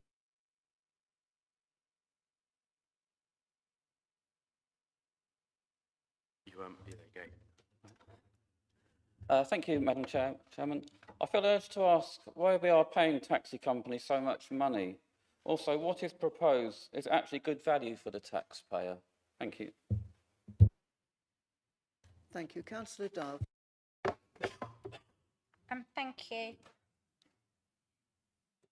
The report's opening sentence makes reference to maximising efficiencies and service improvements, and the portfolio himself asked about whether this would improve services, but he just didn't say how, just that the report mentions the staff know their job. Well, they do, and they're really ably led by Claire Vass and the team. So whilst initially I was pleased to hear what Councillor Burton had to say, let's be honest and let's address the elephant in the room. Sadly, very rarely when it comes to send changes does quality of service feature as a motivation for change, and sure enough, it's usually about reducing money and in turn services. So I was really disappointed to read this entire report and find very little on how the service will be improved. The report is littered with KPIs around finance savings, efficiencies and metrics about success being measured in terms of how the pounds are being spent. But best practice is mentioned, and nowhere does it say how that equates with the lawful obligations that this council still have to meet. Sure enough, there are horror stories about home-to-school transport measures being taken by councils in the name of best practice up and down the country, Birmingham being one such service. Is that what we really want for our most vulnerable learners in our area? Is this really the best that we can do? Look, to just cut costs, no matter what the cost to the individuals or their families. This is, let's be honest, a demand-led service, and that report simply talks about savings. How can you do that with demand-led service without failing to meet all of our legal responsibilities? How can we do that without failing families? So for the portfolio holder, what I'd like to hear tonight is what assurance can you give that this isn't another safety valve scheme that you so enthusiastically supported? A scheme where the metrics are about saving monies regardless of the legal requirements that are placed upon this council, regardless of the impact of families, and regardless of the impact that getting that child or young person to school can be. Where are the metrics to ensure that quality of service will not be lost? And I know this council need to save money, I get that, but let's be honest, just focusing on saving money on home-to-school transport is a political choice. Do we mess, and should we mess, with the life chances of send children? The Youth Justice report makes that very clear on the next item. Should we really make it more difficult to get them to school? Or should we really be listening to an administration who want their vanity projects so badly across BCP that their public have not yet asked for and still have a post on them? So I'm really hope, therefore, Councillor Burton, you can satisfy with clear, identifiable metrics which record and measure the impact on families, reassure the Chamber that this is simply not a cost-cutting exercise, regardless of the impact on the very people we should be seeking to represent and look out for. Thank you, Councillor. Councillor Rampton. Thank you, Madam Chair, and I thank the portfolio holder for this report and the findings of the review. I do feel it's not before time. I did meet with the author and I gave some of the views of our appeals panel. And for those who don't know what we do, the appeals panel or committee deals with stage 2 appeals by parents and carers who ask for support with transport to help get their children to school. The majority are mainstream, a few send. Appeals can operate outside of their very robust home-to-school transport policy, and we consider each case on its merits and whether exceptional circumstances apply. The 13 million, roughly, quoted in this report includes the awards by appeals, albeit a tiny proportion. Personal travel budgets are not usually suggested as an option in our reports, but they should be. They should be far more promoted. And voluntary drivers are disappointingly not mentioned in the report, and I think their worth should be recognised and included. Cross-border issues should be addressed. Often, if a child needs to get to a school on the BCP Dorset borders, economies could be made by sharing transport. However, we don't seem to have that information which would enable that to happen. A regular frustration, and you've heard me say this before in this chamber, is the cost of bus passes. £591 for a mobile pass and £870 for a physical pass. How can that be justified, and at a time when more schools are considering banning phones? I 100% support the proposal to provide travel training. This is not just about savings, and it must not be. But those children and young people will blossom. They will become more independent with improved social skills and confidence. There are a number of stakeholders who will be involved. Can I urge that health professionals are also, along with schools, are involved, because we often get letters from health professionals supporting the parents' requests for transport, and it's obviously triggered by the parent, not necessarily on valid grounds always. I think a strategic travel board is a really good idea, but please can an operational travel board be also set up under that board to hear the voices of children and young people and their parents or carers as well. I know you consult with them already, but a more formalised board where their voices are heard and where perhaps some of those other stakeholders could also be represented would, I think, be a good idea. But I support this item. Thank you. Thank you. Councillor Cooper. Right to press it.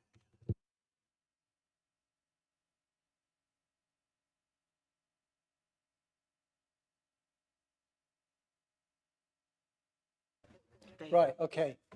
Where do I start? Really good stuff coming from the floor.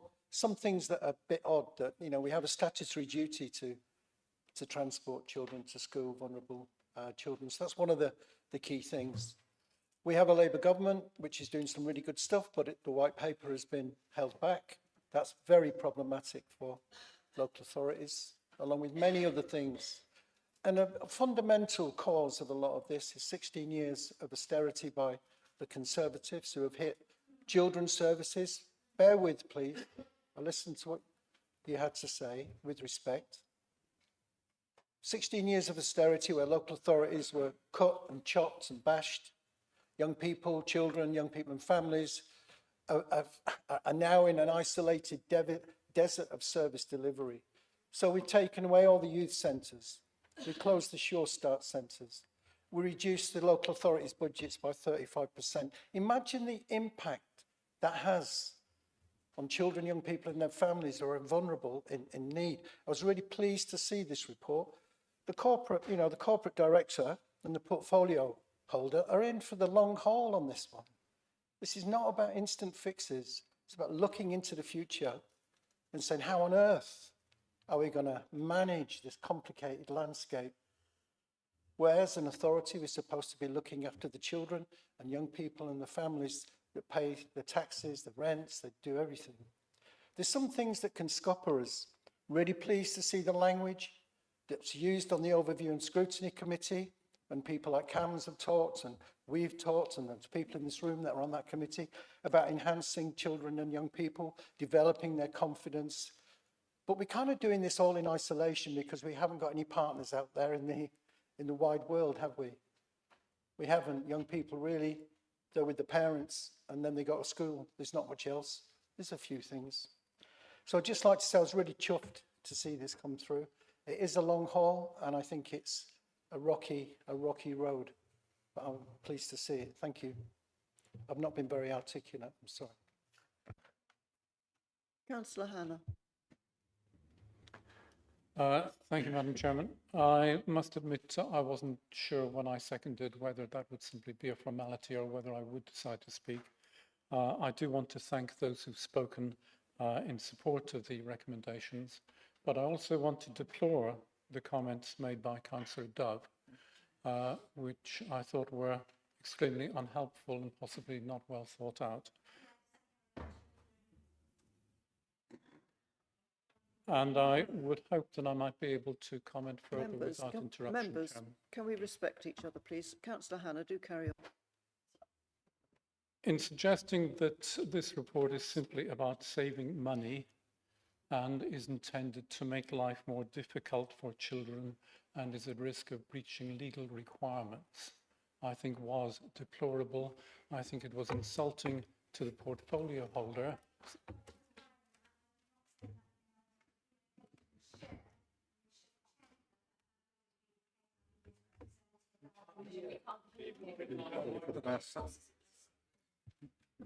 Councillor Dove. Can you just wait a minute?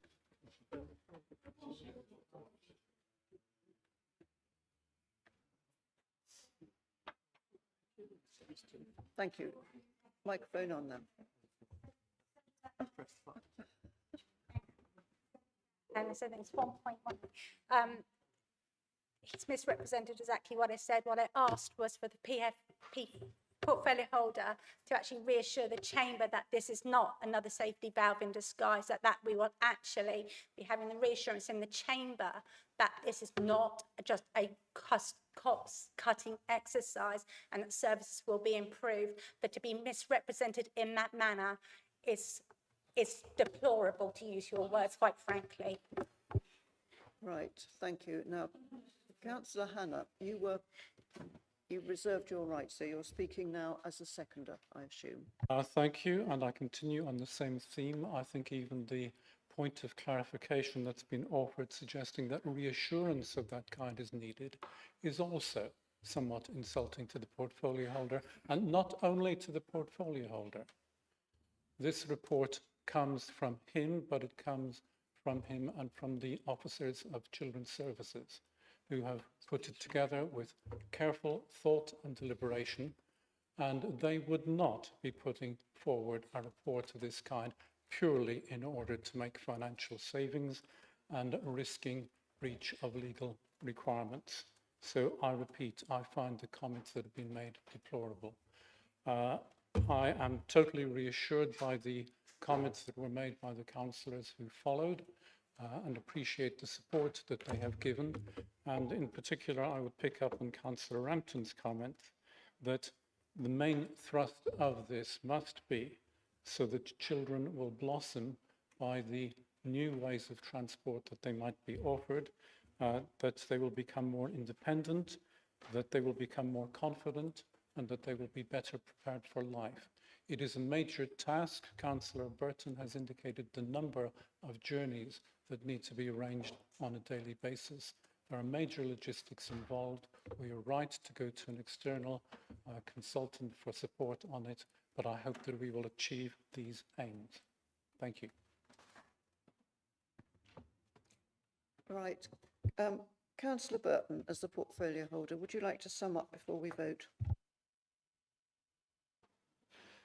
Thank you, Chair, and thank you first of everybody who's taken part in this debate. There's been some really interesting points made. Just picking up a few of them. Yes, it is expensive. Why is it so expensive? Well, of course, all the transport is put out to tender, and the best prices are taken. But that's what is being offered at the moment. And yes, I would think coming back to we can do it cheaper. But this paper isn't all to do with making savings, although I do have to say that we are expecting to invest some money to make these savings, and therefore I am duty bound to explain how these savings are going to be made. I did in my introduction say that I always look at the outcome for children and young people, and that is what the thrust of this paper is about. I would thank you very much for your comments, Councillor Brandt. I totally agree. Looking at personal transport budgets, it is a definite thing to do. And sharing transport, although of course sharing transport often is more complicated than sometimes it seems, because we've got to make sure the right children and young people are sharing transport with children and young people that they can share transport with. That's why it's always more complex than it looks. And also that the health professionals, I will take that idea back. One thing I would say, just finishing off, I was at a head teachers conference only last week where we had an HMI talking about the new Ofsted framework for schools and what they're going to be looking at schools. And he actually mentioned looking at assessing how SEND children come to school and whether it was a learning experience for them and how they could be developed by using, rather than just being put in a taxi and taken to school, but develop their own transport so that when they become adults, they are better able to do this. I think I've covered most of the points there, so I would hope that people can support it. Thank you, Chair. Thank you, Councillor Burton. Members, are we all in support of this, or should we go to the vote? Okay, right. We're going to go to the vote, members, so we have to use the machines here.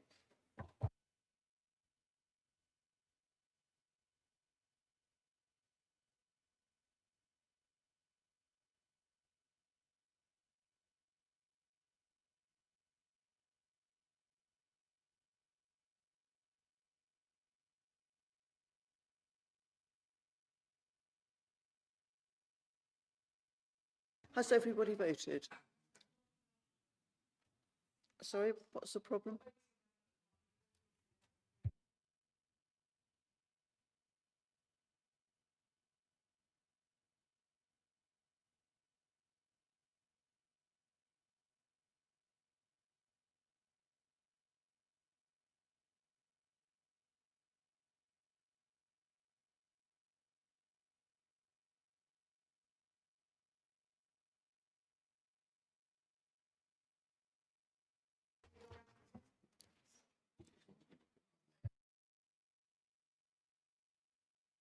Is it just your machine that isn't showing the vote, or has anybody else got that problem?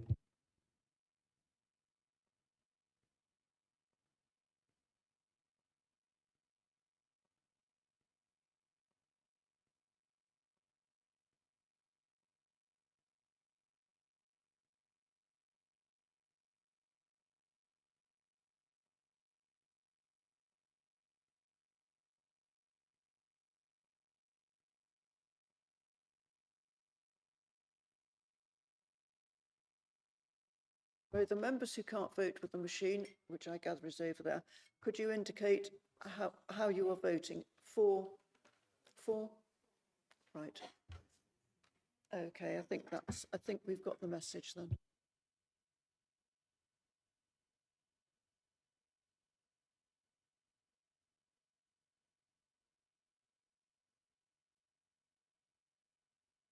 Thank you, members. So that's carried. And here are the results.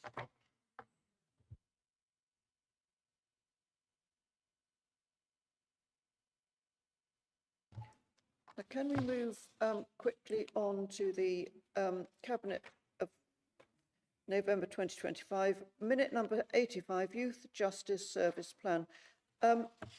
Councillor Burton, I believe this is you again, so would you like to move the recommendation? Yes, thank you, Chair. Yes, it is me again. So the Youth Justice Service Plan comes to the Council each year for approval. It's a statutory requirement to publish an annual Youth Justice Plan, which must provide specified information about the local provision of youth justice service. As previously, this is a Pan-Dorset plan. The plan has been to Children's ONS and Cabinet. Both recommended that we should approve it tonight. The plan is attached to the report. I speak about the annual plan each year, so I'll keep things short. It helps that the report is informative and easy to digest. I'll just pick out a few points to highlight. There's a continued reduction in first-time entrants into the youth justice system, which is good to see. One way that this has been achieved is that there's a strengthened partnership with police, who now have greater confidence in referring young people for effective interventions. I will also mention the integration of the child's voice throughout the service. The opportunity to hear and understand the voice of the child should never be missed. Successful outcomes are always based around diverting children from the formal justice system. One way that this is achieved is by using the child first practice approach. Remember that most children who are known to the justice system are first known as victims. The report explains that the ways that the victim going on to become a perpetrator cycle can be interrupted. Finally, I would thank David Webb, the Head of Service for Dorset Combined Youth Justice Service, for his work on this report, and he always provides a really informative, easy to read report. Thank you, Chair.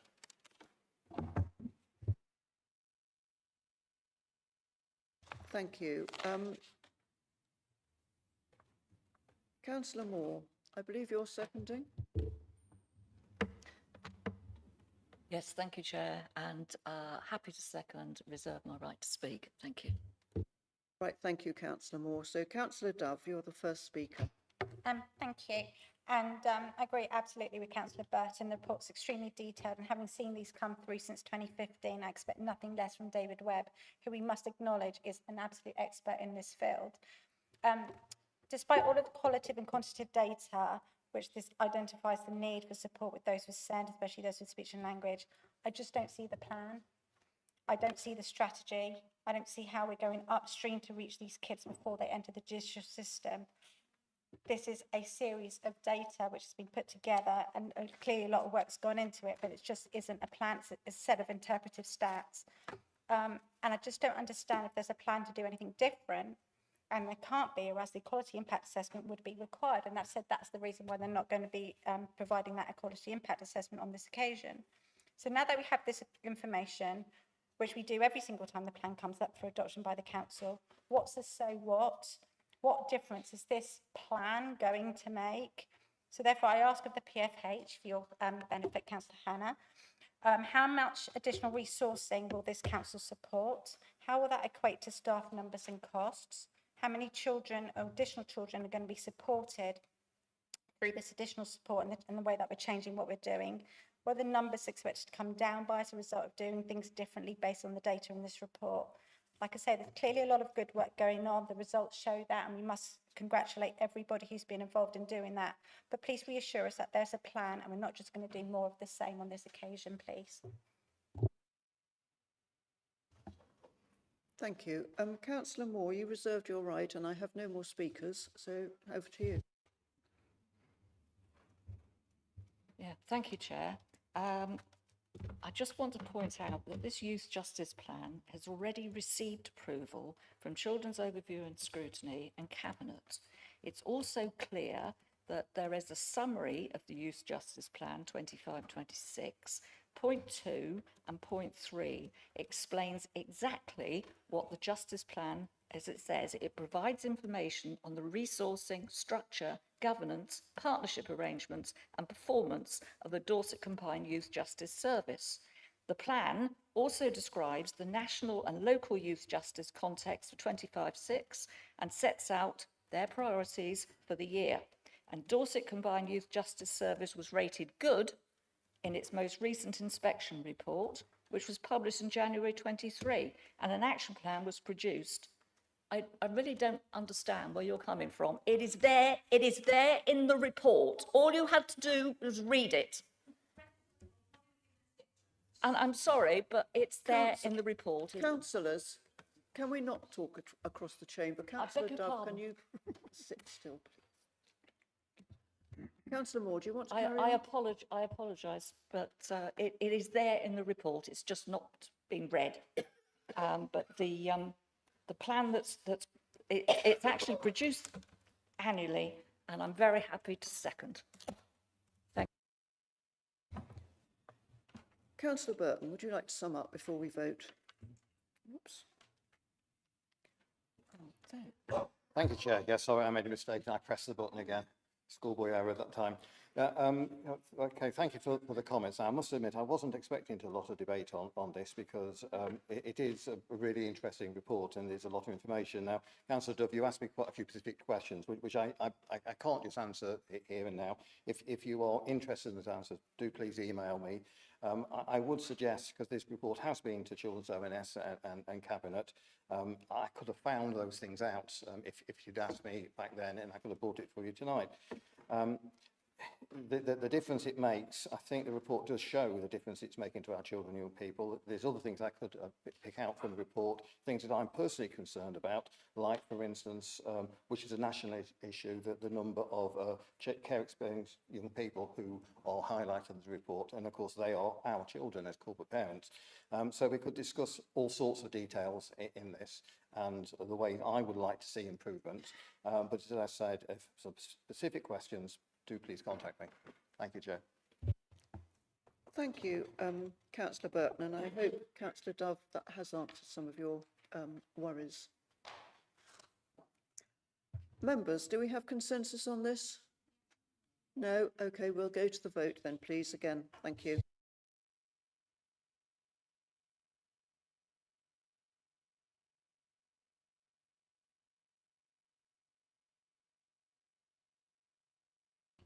Is everybody's machine working this time?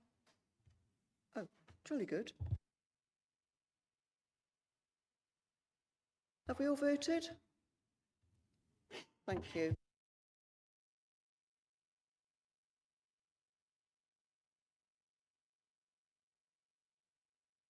Thank you, members. As you see, that was carried.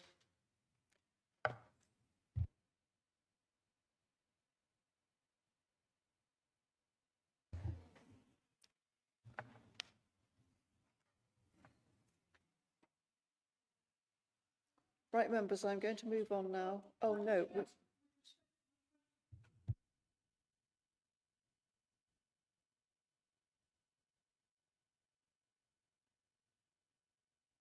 No. Yes, we can always catch up. The machine isn't God here, Judy, so I think we can cope.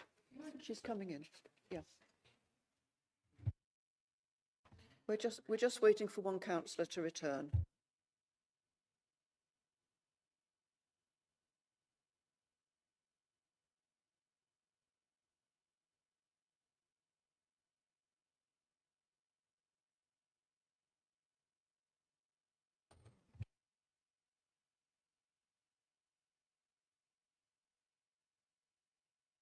Councillor Farquhar, you're standing. Chair, might I suggest that 2 hours have expired, and I think this next item might be fairly lengthy. And with your permission, you might declare a call for break. Right. Well, we've got 5 minutes to the 2 hours, so I really thought we could carry on. But, okay, pressure of councillors. Thank you. We will take the break now. How long are we going to be? 20 minutes?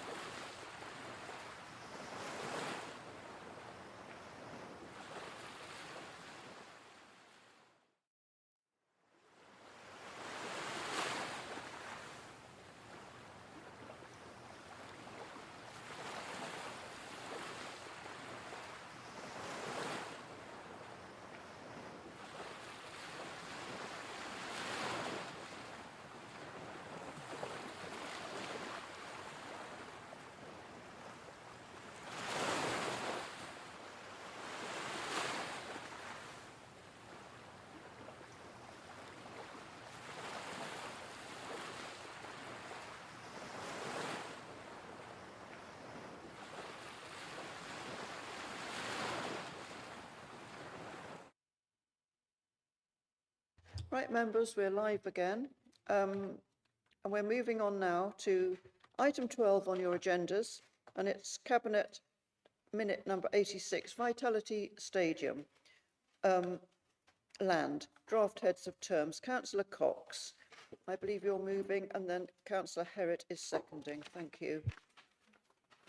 Thank you, Madam Chair. I first of all want to start by thanking the officers involved in this report.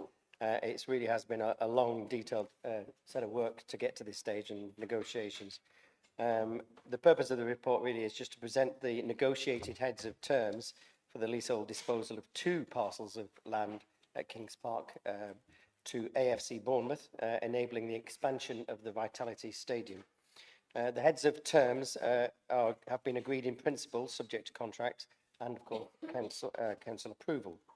Now, the background to this report is that in Cabinet on the 1st of October and Council on the 14th of October, we'd previously approved recommendations for officers to go and negotiate the heads of terms under option C, i.e. having leases and not freehold.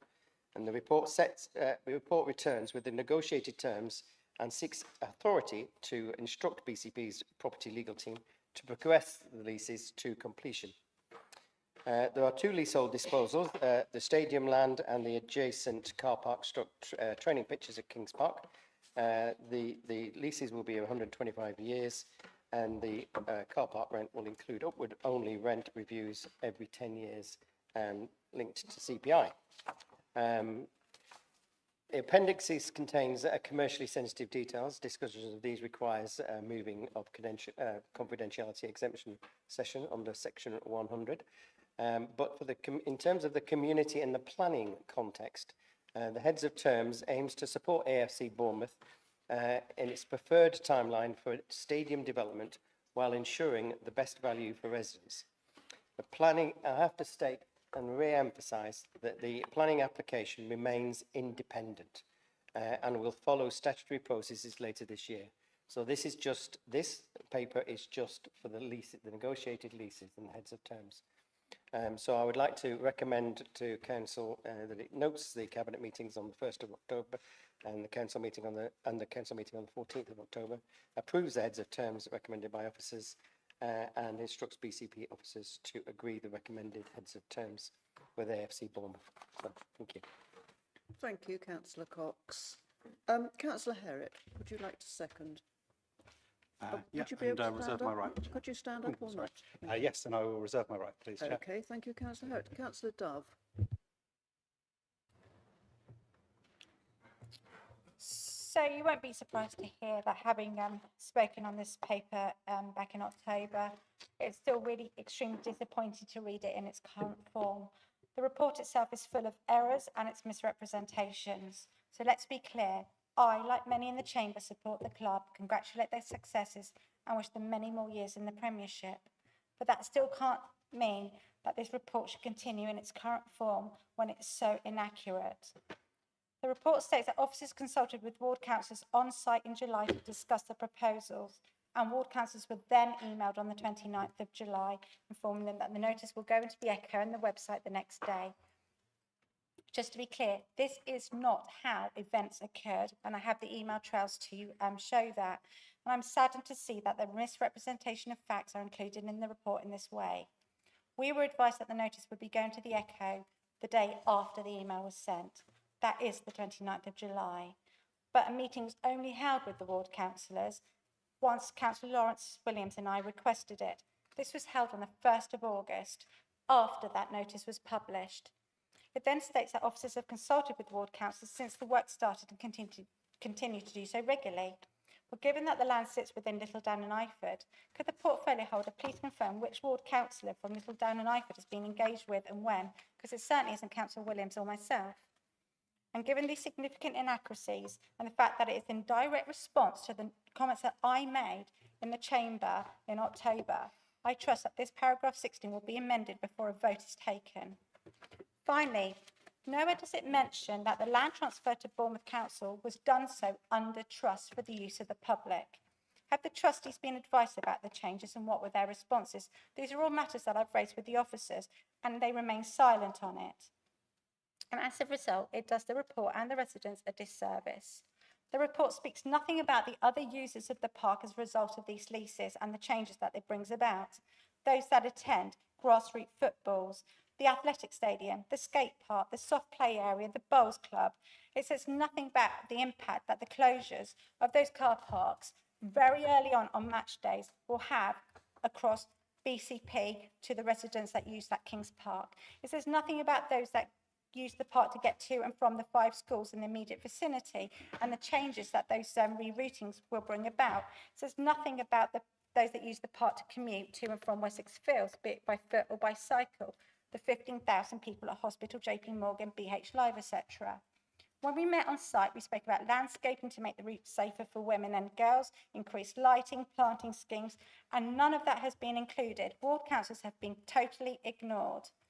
With the rent, there is nothing about it being ring-fenced solely for the park to enhance services as per the previous agreement back in 2016. So I support the clubs with their endeavours and I hope they remain in the Premier League. This does not affect the planning application, but this paper is pushing ahead regardless of the cost to residents in Bournemouth who were given the very same piece of land in trust for their continued enjoyment. Sorry, I went over then. No, thank you, Councillor Dove. I have no more speakers, so Councillor Herrick, do you wish to? Thank you. I'm just going to let Councillor Cox go ahead at this point. I don't think I have anything to add to what Councillor Cox has already said. Yes. Thank you, and thank you for the comments. You made some comments before. I don't recognise any comments. You certainly haven't emailed me since those comments and asked for evidence of this, so I'm afraid I can't take them seriously. You say you support the club, but they seem to be empty words from what you've just said, because you can't support the club if you don't want this to happen. If you don't want this to happen, then the club will not continue in its current trajectory. So this is quite clear. The council, the residents will gain significantly. The rent increases will be significant. I think it's, well, I'm not going to mention the figure just in case, but it is significant from what we do at the moment, which will all help towards the budget if that should happen. So I can only recommend this to the council. It has been very keenly negotiated by officers who've done, in my opinion, a sterling work on this, and I would recommend it to council. Thank you. Thank you, Councillor Cox. Members, do we have consensus? Councillor Dove, maybe not. Okay. Members, we'll go to the vote on the machines. Thank you.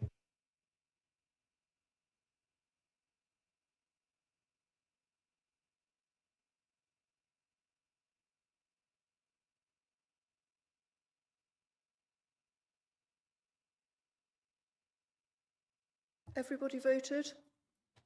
Thank you, members.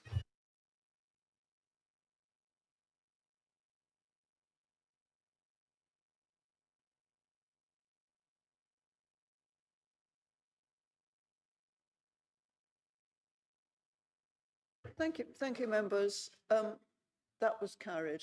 Thank you.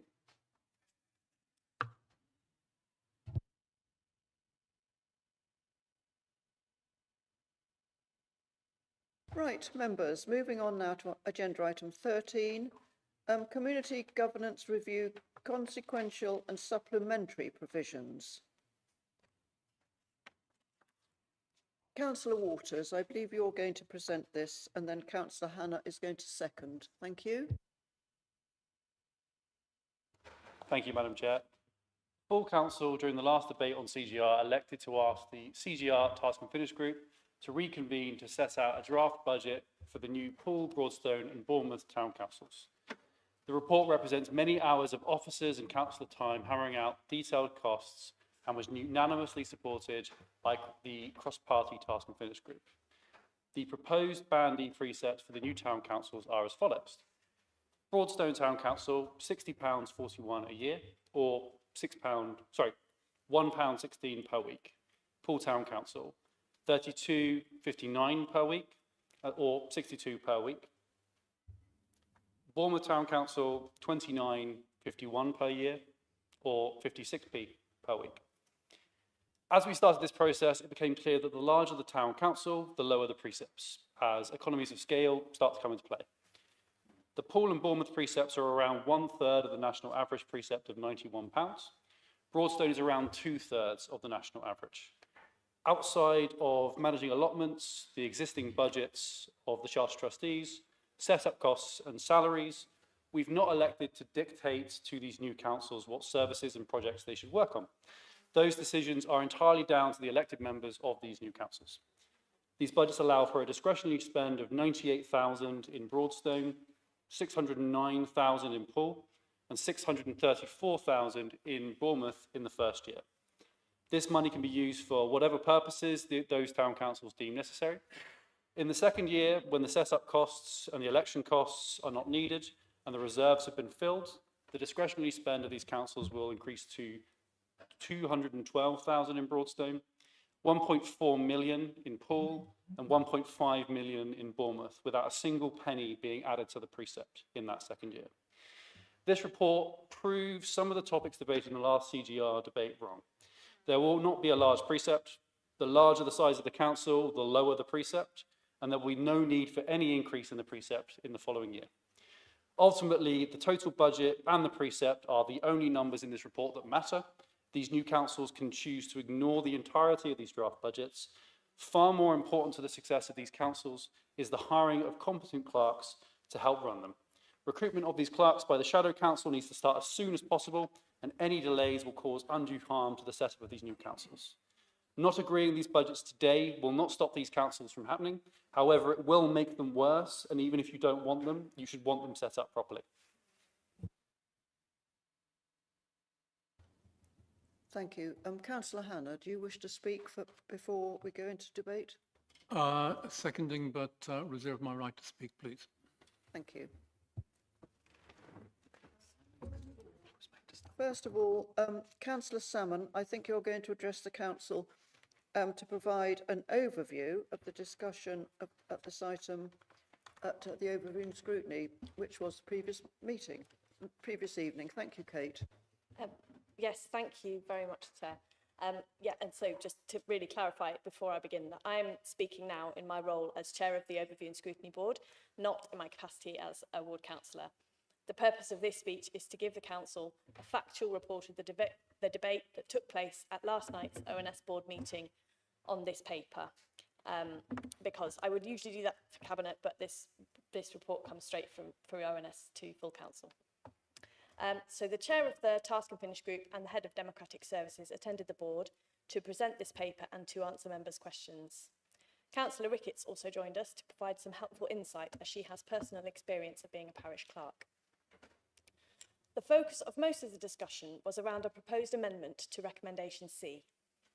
The amendment tabled was for the proposed precepts in the paper to go before the Shadow Councils in January, before coming back to an extraordinary council meeting for the final decision on setting those precepts. It was felt by those in support of the amendment that this would provide an extra opportunity for councillors to ensure that they were happy with the level of precept being set for each of the new town councils. The board heard from the Chair of the Task and Finish Group and the Head of Democratic Services that they felt concerned about the tight timescales in January that this amendment would entail. The Head of Democratic Services advised that each of the 3 shadow councils would need to have met and considered the proposed precepts by the 14th of January in order to allow sufficient time for a final report to be prepared and published for an extraordinary council meeting to take place before the end of the month. Legally, the decision on the setting of the precepts must be taken in this chamber by the 31st of January at the latest. Concerns were also raised regarding the potential impact of delaying the setting of the precepts on successfully recruiting high-quality clerks to the new councils. It was pointed out that the timescales for the recruitment process are already tight for an anticipated start date of the 1st of April, and that while recruitment could still in theory get underway before the precepts are set, this could introduce a level of uncertainty to the process, particularly in terms of the salaries that would be on offer. The board was split on the proposed amendment to Recommendation C, but the move was narrowly defeated. Subsequently, the board agreed by consensus merely to note the contents of the report, rather than to express either support or objection. Thanks. Thank you, Councillor Salmon. Now, Councillor Canavan, I know you've got an amendment that you wish to put to the council on this item, which I know you've sent round. So would you like to put that now? Thank you very much, Chair. Yes, I'd like to move the amendment that I circulated. The suggestion in this amendment is that this report, the precept, be referred to the shadow councils for consideration. And as Councillor Salmon just explained, the advice from Democratic Service Officer was that that needed to be done by the 14th of January. I'm confident that that can be done. But more importantly, I believe it should be done. One of the things that Councillor Salmon omitted to mention is that the vote was 7-5, and you can, I'm sure, deduce from that your own conclusions about the political makeup of that decision. What I find difficult to express, Chair, is just how frustrating, from my point of view, this whole exercise has been. And for those people who think this amendment is just about being difficult or throwing a spanner in the works, to paraphrase some comment over a meeting last night, it's not. It's a pure expression of frustration that, despite attempts on my part to try and get this to the Charter Trustees for consideration, that was not done. Despite my suggestion that actually these shadow councils should be set up much earlier than the 1st of January, that's also been ignored. So this, for me, represents my last-ditch effort to try and impose some democracy in this process, because it hasn't been so far, in my view. Residents have been ignored, councillors have been ignored. This is my last opportunity to try and ensure that councillors who actually represent these towns get a direct say in this process, rather than councillors from other towns deciding what is best for us. So that's the reason for the amendment. Councillor Salmon is absolutely right in saying that there was a debate about could there be some kind of potential impact on the recruitment, but that was decided not to be proceeded with. I said in the debate last night that I was open to a further amendment if anybody needed to be reassured that this wasn't an intention to get in the way of the recruitment process. I think it's perfectly possible for that to crack on. I see no obstacle in getting that process underway. This, to me, Chair, does not seem too much to ask. It's a basic principle of democracy, an attempt on my part to secure self-determination on the part of the people that represent the respective towns to whom this refers. Thank you, Chair. Thank you, Councillor Canavan. Do you have a seconder?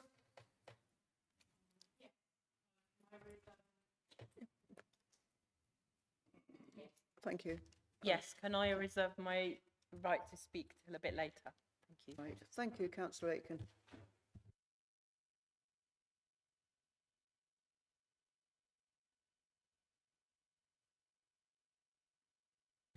Thank you. Now we are speaking to the amendment. So, Councillor Allen, you're speaking to the amendment now. To speak either way. So I'm happy to speak now. Thank you. Thank you. Yes. I'd just like to make the point that, in a way, I don't mind who sets the precept, but I think we do need to acknowledge that even very small amounts of precept are still going to be money that residents need to find, money that residents that may well be struggling week on week, month on month to make payments for lots of other things due to the cost of living. And we're going to be looking at a hike in council tax at this, probably around the same time. So whoever's setting these precepts, please don't forget that those small amounts of money that it sounds like, oh, it's only a few pounds a week, but you add that up over the year and you add that up with fuel bills going up, the cost of living, food, etc. And I just think we just need to be very careful that we make sure that we protect our residents. Thank you. Thank you, Councillor. Councillor Farr, are you speaking specifically to the amendment? Yeah. Yes. Don't press it. Right, thank you. To be clear, myself and my colleague here, Councillor Adams, have never supported the formation of these costly new town councils of Bournemouth, Poole or Broadstone. Therefore, moving forward as a reform group, we'll be consistent in scrutinising the process and holding to account the Lib Dem-led administration. We're insistent on pushing through these controversial, costly proposals. I very much share the frustrations as expressed by Councillor Canavan in saying that we will vote to support Councillor Canavan's amendment to encourage further scrutiny of the process. Thank you. Thank you, Councillor Farr. Councillor Connolly. Thank you. Yep, I just want to speak in support of this amendment. I don't really see that it's a very big ask. A few reasons. One is I think that if this is all about empowering our separate councils, we're setting up shadow councils. Why not empower them by letting them have a decision on the starting off budget? It seems like an obvious first step to empowering that shadow council and starting that process. Secondly, I think that it will help the public with this sense of buy-in to this new town council. If we're going to have it, let's try and start establishing a sense of ownership and of self-determination around this. Third, I would quite like a Bournemouth-specific discussion. There's some things I'm quite concerned about. I'd like to have ironed out, for example, around SIL allocation. Our neighbourhood plan area is about to lose control of its neighbourhood plan SIL portion, and there is a lack of clarity over how it's going to be allocated in the new Bournemouth Council, and I think there'd be benefit in a discussion about what a shadow cabinet can do to try to manage that uncertainty, and I think that would be appropriate to have in a Bournemouth-only discussion. And then finally, I believe there's a concern around delay and wrecking it. I don't see how we could wreck it at this stage, so it's definitely not that. But in terms of delay, I believe this is around the recruitment process and salaries. Well, you can advertise salaries as a band, and that's quite standard practice, with a specific salary to be agreed later on. So I fail to see why that would be a hold-up. So thank you. Please do give it some thought. Thank you, Councillor. Councillor Hannah.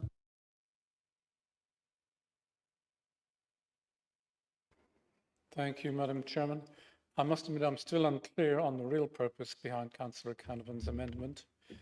This council gave the Task and Finish group a brief to prepare proposed budgets and precepts for the new town councils to be brought to full council and to be determined by us this evening. The proposals we now have before us were agreed by the group unanimously. No one dissented, no one voted against. Councillor Aikenhead was deputy chair of the group, and I was going to thank her for her clear-headed contributions.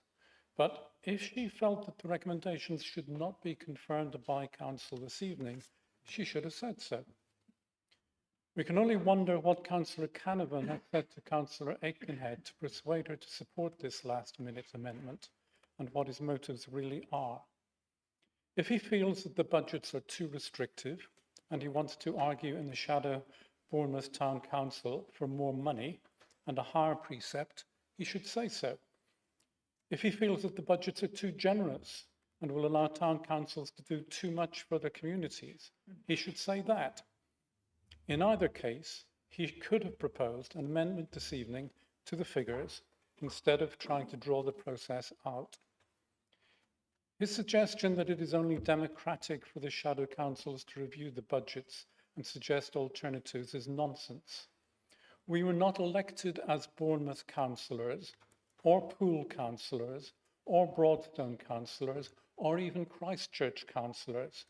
We are all here as councillors for Bournemouth, Poole and Christchurch, with a joint responsibility for all three areas, not just our own. And our role is to decide whether the proposed budgets meet the need for new town councils, applying the same principles to all three as the Task and Finish group have done. Any further changes are for the new town councils, once elected, to decide. It is not the role of shadow groups of BCP councillors to start interfering in the budgets for the new town councils. It is our job, all of our roles this evening, Christchurch councillors too, to make the overall judgments of adequacy and appropriateness of the recommendations that we have, and then step back. This amendment has no merit, it is suspicious as to its real intent, and it should be voted down. Thank you. Thank you, Councillor Hannah. Councillor Dower.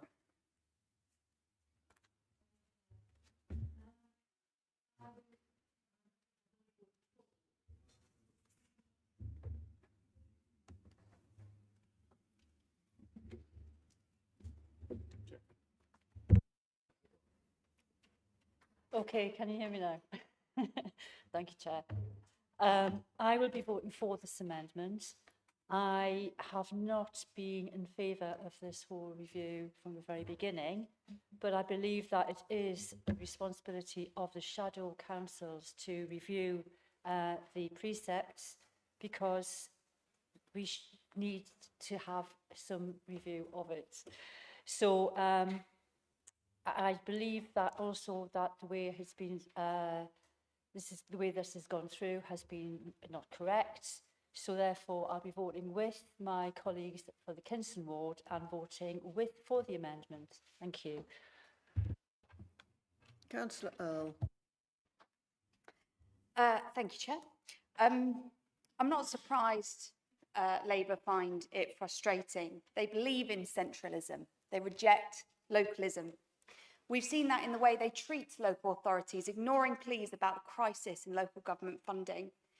And in the way that they're now creating super councils with upwards of 500,000 residents, bigger than BCP Council, and we all know that hasn't gone particularly well, and demolishing a system that serves its communities. We're already one of the most centralised democracies in the world, and we will lose further control. And this is not about empowering communities, as Councillor Connolly has said, where we set a starting point. But on day one of those town councils, those elected councillors will have absolute full control over the budget. If they want more money, they can bring an emergency budget.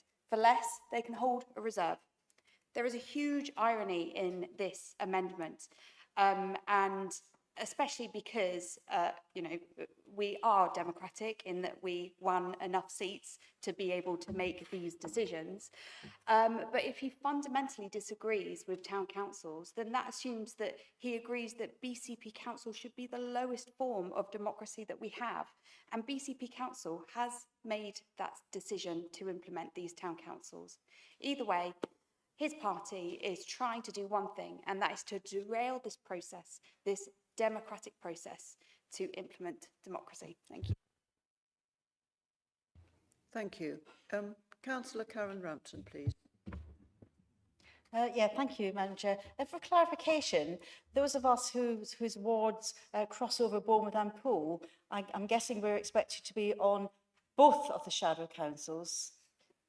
Mr Jones is nodding. So I, along with other colleagues, will be on 3 councils, 2 shadow councils and a BCP council, which is absolutely bonkers. And people know already how I feel about this whole thing. So I think the only value in being on it is actually having a say in the precepts. So therefore, I will support the amendment. Thank you.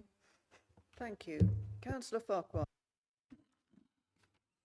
Thank you, Chair. Speaking to the amendment itself, it's interesting that that the discussion is around a suspicion of motivation and cries upon what a larger Labour Party is doing. The whole purpose behind town councils is to bring the democracy down to the lowest level. But the lowest level in this particular case is that Bournemouth, for instance, and I being a BCP councillor that represents a Bournemouth-based ward, will be the largest town council in England by some no small amount of margin. The next largest, as has probably come out in discussions before, is Northampton Council with 137,000 residents. They've got 25 councillors to represent those 137. We're going to have 21. Originally planned to be 42 from the task and finish group, but that was halved. So my question is that, are we really being democratic and given access to the lowest level? And certainly to object or vote against this particular amendment would actually just keep it in the hands of BCP to be a deciding factor, rather than giving the opportunity for those councillors that may wish to represent Bournemouth, but actually at the moment as BCP councillors actually have a grasp of what those residents may well expect from a town council. So I'll be supporting the amendment. And to Councillor Hannah's part about discussions that are within a group or without a group, I'll just bring attention to the fact that Councillor Canavan represents a ward which is based in Bournemouth, and Councillor Aikenhead represents a ward which is based in Poole. I think that might answer the question for why we would be quite keen that those councillors that represent wards in both Bournemouth and Poole have some degree of say as regards this precept. So that's my observation. I will be supporting the amendment, and I would encourage other councillors, if they feel that they wish to support democracy at the lowest level, no matter where they're based within the BCP geography, to do the same. Thank you very much. Councillor Trent.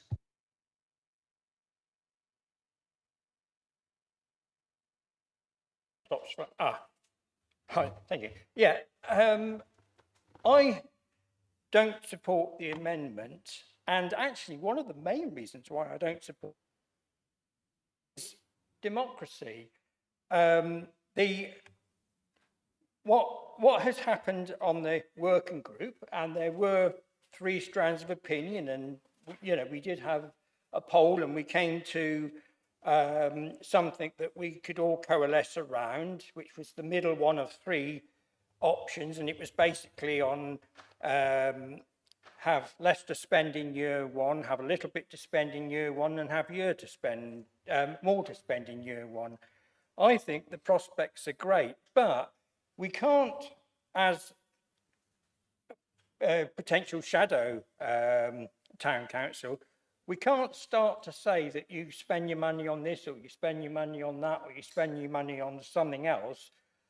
The budget has been done fairly even-handed between Bournemouth and Poole. It's slightly different to Broadstone, because Broadstone approached us with a lot more detail, and so theirs is actually slightly more generous than the Bournemouth and Poole one, as far as the flexible side of it is concerned. But if we don't get this right, if we don't get the right clerks in place for the 3 town councils, the town councils will be starting off with at least one arm tied behind their back, if not both arms tied behind their back. The whole idea of it coming to this meeting is to actually get that side of it sorted out, so all the necessary work can be done to get it underway. And and I think the important thing is the recruitment of the town clerks. It is getting it right, and I feel that this amendment just causes a bit of delay and confusion. And people are concerned about any of the detail. All of the information, all of the accounts are actually down on an appendix, which unfortunately I seem to have problems accessing on this, but they are down there with what's allowed for this, what's allowed for that, what's allowed for the other. I think this is a great opportunity, but we've got to get it right. But it's not our decision on the detail. It'll be people that might not have anyone in this room whatsoever. It'll be up to whoever gets elected next May to decide what they do in detail. Thank you. Councillor Hadley.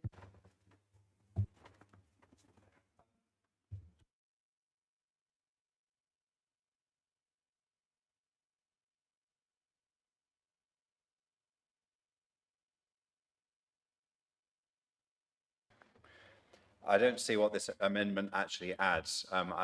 Although splitting the councillors, considering it to being those from respective towns, those may not be the councillors that are elected to the subsequent town councils. And actually, the cross-party group that looked at this in some detail have done their best to try and think dispassionately about the opportunities. And as the proposer of the original motion, Councillor Walters, said, the key things here are the overall precept and getting a town clerk in place to be able to hit the ground running and to be able to get on and develop the policies with the town councillors as they are elected to make sure that happens. So it's right and proper that we have shadow councillors to help ease that process in.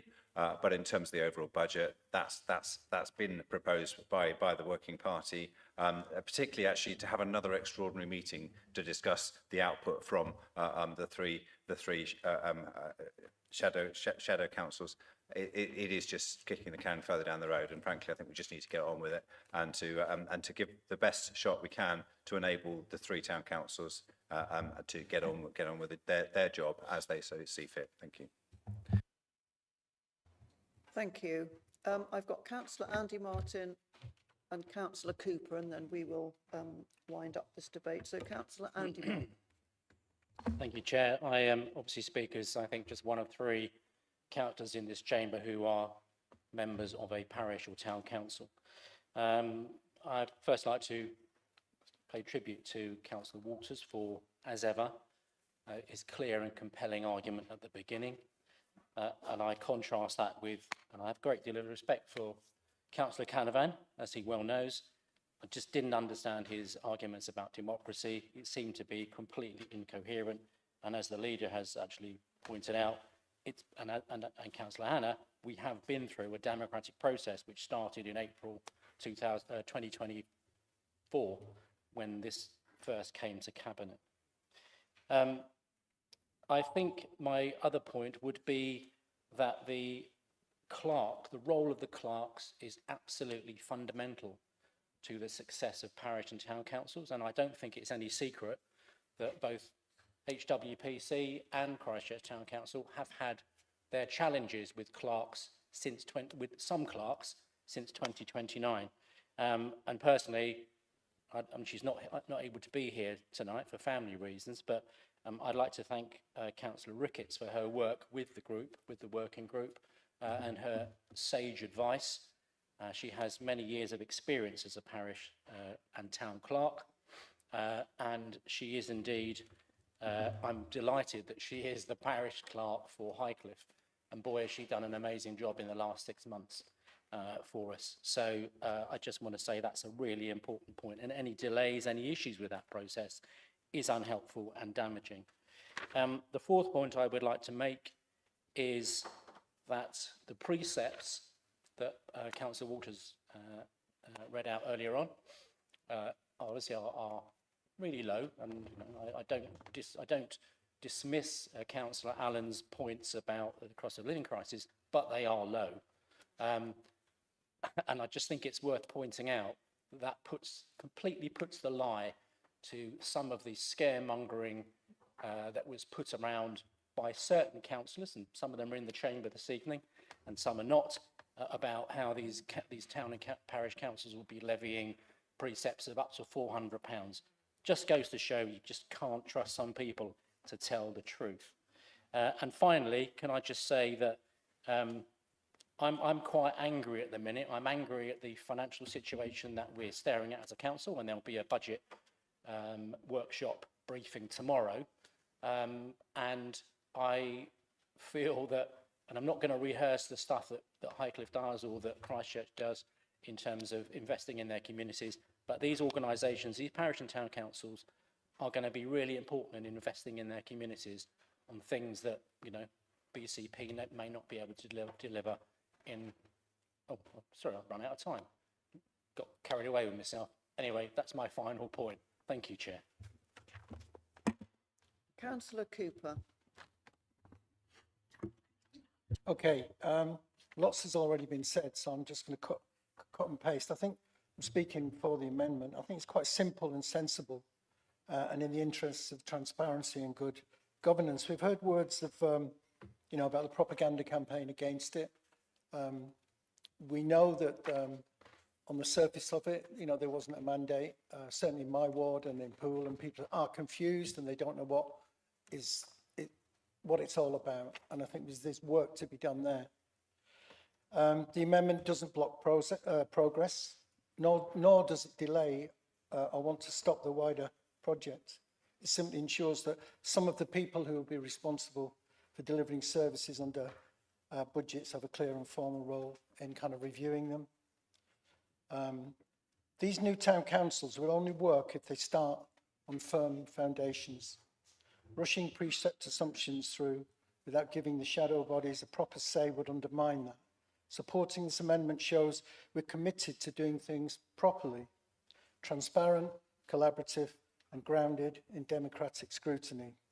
And if I may add, democracy is not just a process, it's a discipline. It thrives when we give people the time, space, and respect to examine decisions that affect their communities. We sometimes forget that democracy works best when it moves at the right pace, not rushed, not stalled, but deliberate.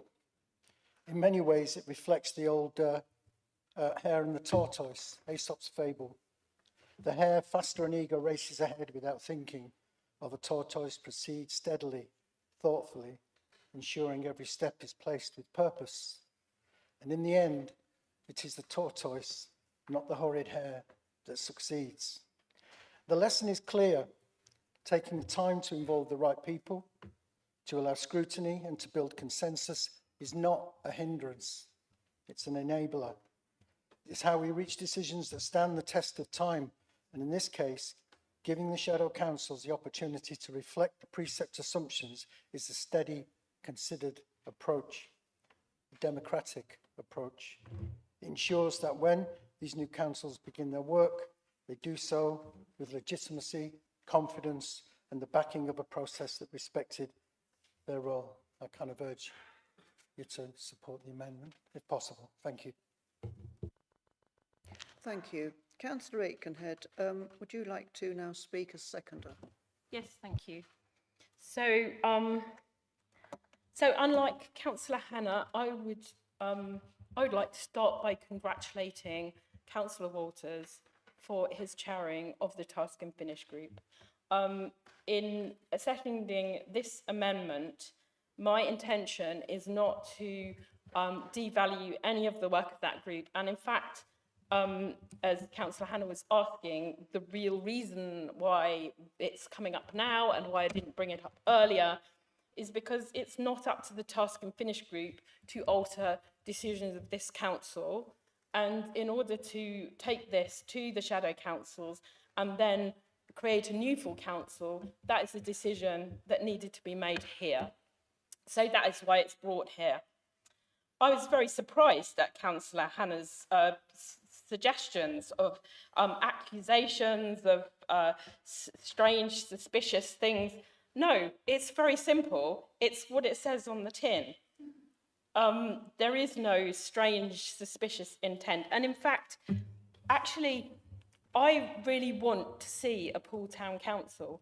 And as ward councillor for the one ward in BCP that actually said, yes, yes, yes, we really want a town council, there is no way on earth, there is absolutely nothing that Councillor Canavan could give me or could offer me that would make me want to support an amendment that would in any way wreck this process.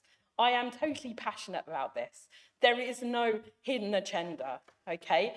So, and that is why I was really happy to work with Councillor Walters on this. However, I do believe this is a very important amendment because I know I listened to people in my group who are less passionate than me about having town councils and have a big job to do because they have been told they've got to have them and now they need to start doing that work in the shadow council to set them up. They're going to have such a difficult job. So the least we could do is allow them to have some say over the precept. They may not want to change it. That's fine. This is not about changing the precept up and down. This is about giving the people who are representing the areas some say in what the precept is. And I think it's a small thing that we can do to try and bring this council back together again so that we're not all fighting each other. So I'm asking you, this is not a big thing. We can do it. We can have the meetings at the beginning of January. Yes, it's an extra council, but that is a small price to pay for democracy. And Councillor Trent talked about democracy. I believe correct democracy means letting the councillors from each area have self-determination. Surely that is what these town councils are all about. Thank you, Councillor. Councillor Canavan, do you want to wind up, and then I'll go to Councillor Waters for his winding up. Oops. Yes, thank you, Chair. I was a little bit surprised by Councillor Hannah's remarks because I never had him down as a conspiracy theorist, but I think that point's just been covered by Councillor Aikenhead. And if the leader wants to have a debate at some point about democratic centralism and devolution, I'd be delighted to have that any day of the week. So the purpose of this amendment is to allow those people that are on the shadow councils to have a direct say in this process, because it hasn't happened to date.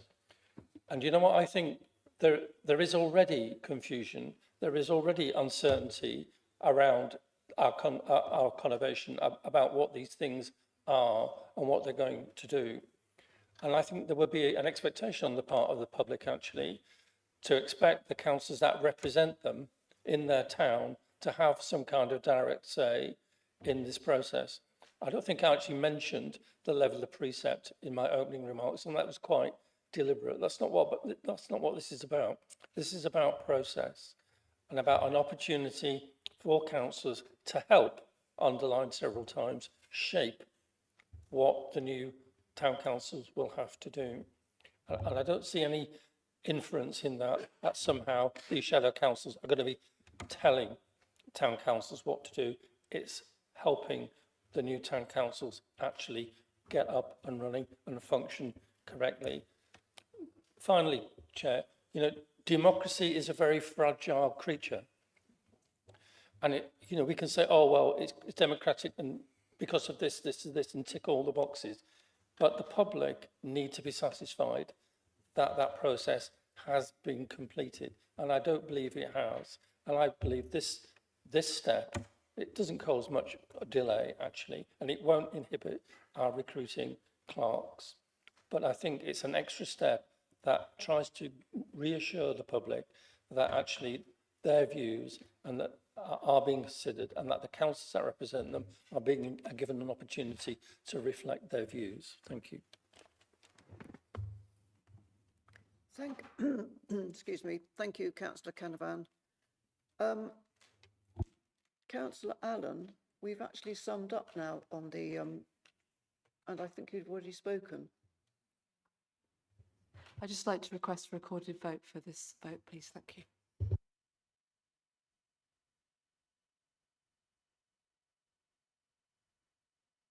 Councillor Waters. Thank you, Madam Chair. Councillor Canavan's motion achieves nothing and actively damages the setup of these new councils. He proposed and lost the vote at ONS last night and called the proposed budgets unambitious. When asked, he couldn't name a single thing that he would change about them. These precepts are as low as they can be. Councillor Waters, can you wait a minute? Councillor Canavan, are you putting a point of order? So Walter speaking now. I've summed up. We now move to the vote on my amendment. No, that's not how it works. I am informed by the officers that that is the way we should do it. Give us 3 minutes again, please.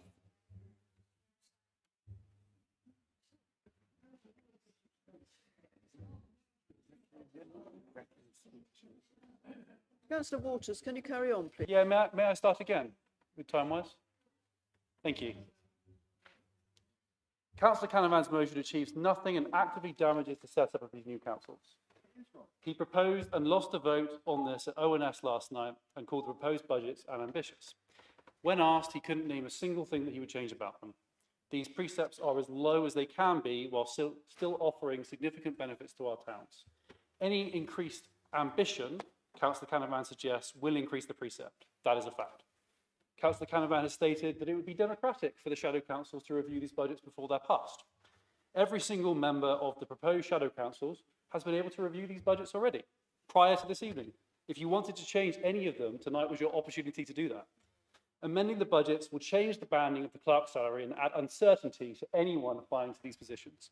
Even if we lock in the salaries now with an amendment with less disastrous wording than this, if you change the budget, which you can only increase, any increase will make the salaries incorrect, as clerk salaries directly relate to the budgets of the councils they work for, making the job far less appealing.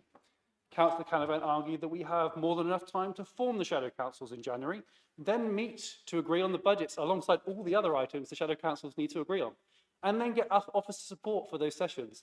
Then come back to an extraordinary full council meeting to agree on those budgets again. Hopefully, it might not pass. Then start interviewing clerk candidates, then offer them a role, then have them serve at least 3 months, which is the minimum clerk notice, ready for a start date. And if anyone had been in their job for several years, their notice period will be even longer than that, and we'll miss out on them entirely. Councillor Canavan couldn't even arrange a group meeting of his 8 councillors to agree amendments to this budget for tonight's meeting with a month's notice and a report being released a week ago. How is he going to wrangle every single Bournemouth shadow councillor to agree a budget in time to complete the process I just mentioned? We've left the decision making to the new town councils, and democracy will dictate who those are. The only thing that matters in this report is the precept and the total budgets. If the shadow councils review these budgets, their only options are to increase the precept or reduce grant funding.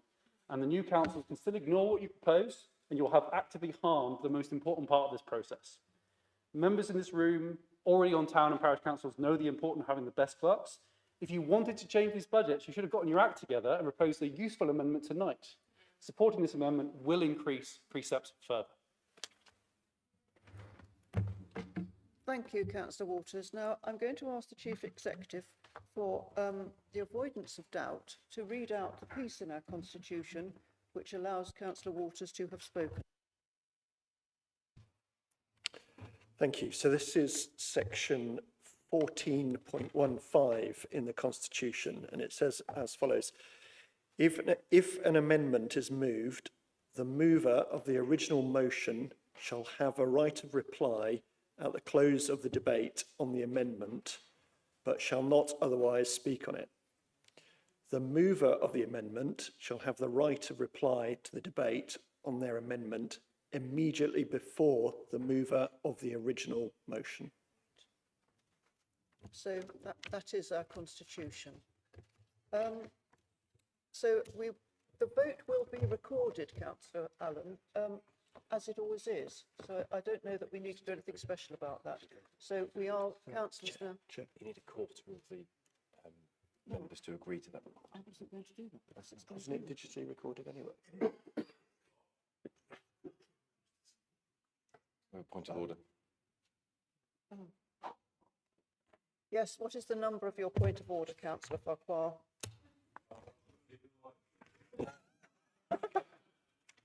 Nor do I intend to waste the council's time scurrying around looking for a piece of paper to read out a number.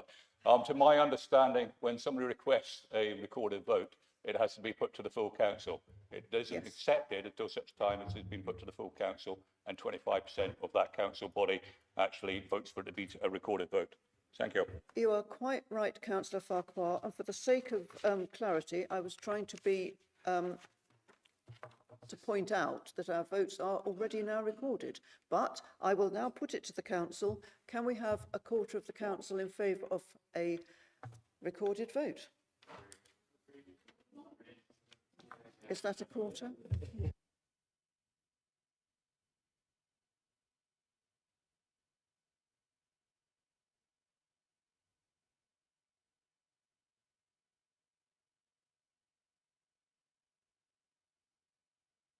Yes, I think we've gone back to the dark ages of hand waving. And for Councillor Farquhar, it's 18.3. Okay, Councillor Farquhar, it's 18.3 for the next time you wish to point out that. How do we do it?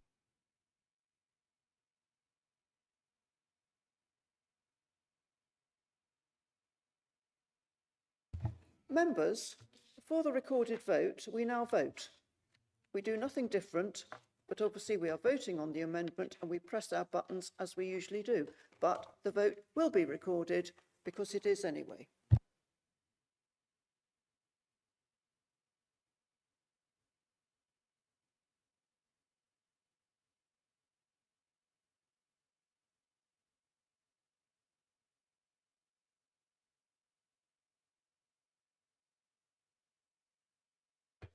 Councillors, have we voted already? I'm sounding Jewish. Have we voted?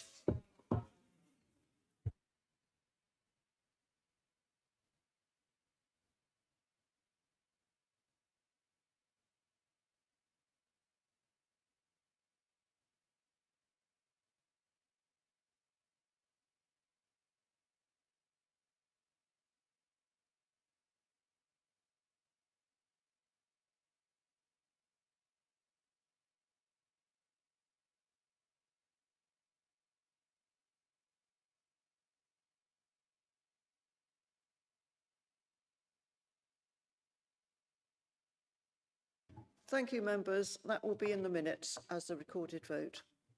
And the amendment was not passed. So now we have to ask for speakers on the substantive motion. And I think, have I got any speakers on the substantive at the moment? Yes, Councillor Hadley. Chair, it was actually something I forgot to say in the amendment, and it is the importance for the neighbourhood forums to understand their future. So the leader and I attended a meeting that was convened by the Porkeys Forum, but actually had the neighbourhood forums from across the conurbation, and they do really good work, and you know they have been a force for good across our area. So I do hope that somehow we do find a means for them to continue to do good work, although they will lose control of the neighbourhood still. I just wanted to make that point. Thank you. Councillor Butt. Thank you, Madam Chairman. I speak on behalf of my residents and the public. Madam Leader, this administration has pushed residents headlong into a new tier of government, while now openly admitting you did not have the time, the preparation, or the understanding needed to do it safely. Your own administration's report states that there has not been enough time to analyse requirements, that transferring staff and equipment is high risk and unsuitable, and that full service transfer cannot be timely achieved. These are not criticisms from the public. They are your administration's own written admissions. But what makes this more indefensible is nearly 4,000 residents petitioned you to take the very time you now say you need in invoking shadow town councils. They asked you to wait till 2027 for a democratic vote. They asked for a proper mandate. They asked for town councils to be democratically decided at the ballot box. You ignored them. You denied your residents a vote. You denied them a say in the future of their own communities, and now you claim that you didn't have enough time. This is not just mismanagement, this is abject failure of democracy itself. Consultation showed the public did not support these councils. The petition showed the public wanted to delay. Public meetings and social media showed residents were deeply concerned. Yet your administration forced this through anyway, not with a public mandate, but with a political timetable of your own choosing. You talk ad nauseum about restoring democracy and giving communities a voice, but there's nothing democratic about dismissing consultation results, nothing democratic about rejecting nearly 4,000 signature petition, nothing democratic about refusing a 2027 mandated vote, and nothing democratic about imposing a new tier of governance without consent. Your own figures, which are supposed only to cover basic set-up costs, show that in layman's terms, in the public vein, the projected total operating costs of 8 allotments equates to £485,000 allotment per year. Yes, nearly £500,000 to administer each allotment site. If that is the cost of one of the smallest services, then when the major services you boast about, i.e. libraries, leisure centres, parks, playgrounds, cemeteries, community facilities, etc., start transferring, precepts will have to rise steeply and repeatedly just to keep these new councils afloat. Has it been forgotten so soon that the town councils will set their own precepts, so saying they will be frozen in the first year can only be crystal ball gazing. Thus, this 4 million plus precepts is not a final figure. It is merely an opening gambit on a system that was never prepared properly. Residents asked for democracy, your admission refused. Residents asked for time, you denied it. Residents asked for a voice, you shut the door. And make no mistake, Councillor Earl and your colleagues of the Three Towns Alliance and all those who so supported the setting up of town councils, the public will not forget what your administration has done. And, as Councillor Cox keeps referring to, they will remember it clearly and they will remember it at the ballot box and vote accordingly. Thank you, Madam Chairman. Thank you. Councillor Ball.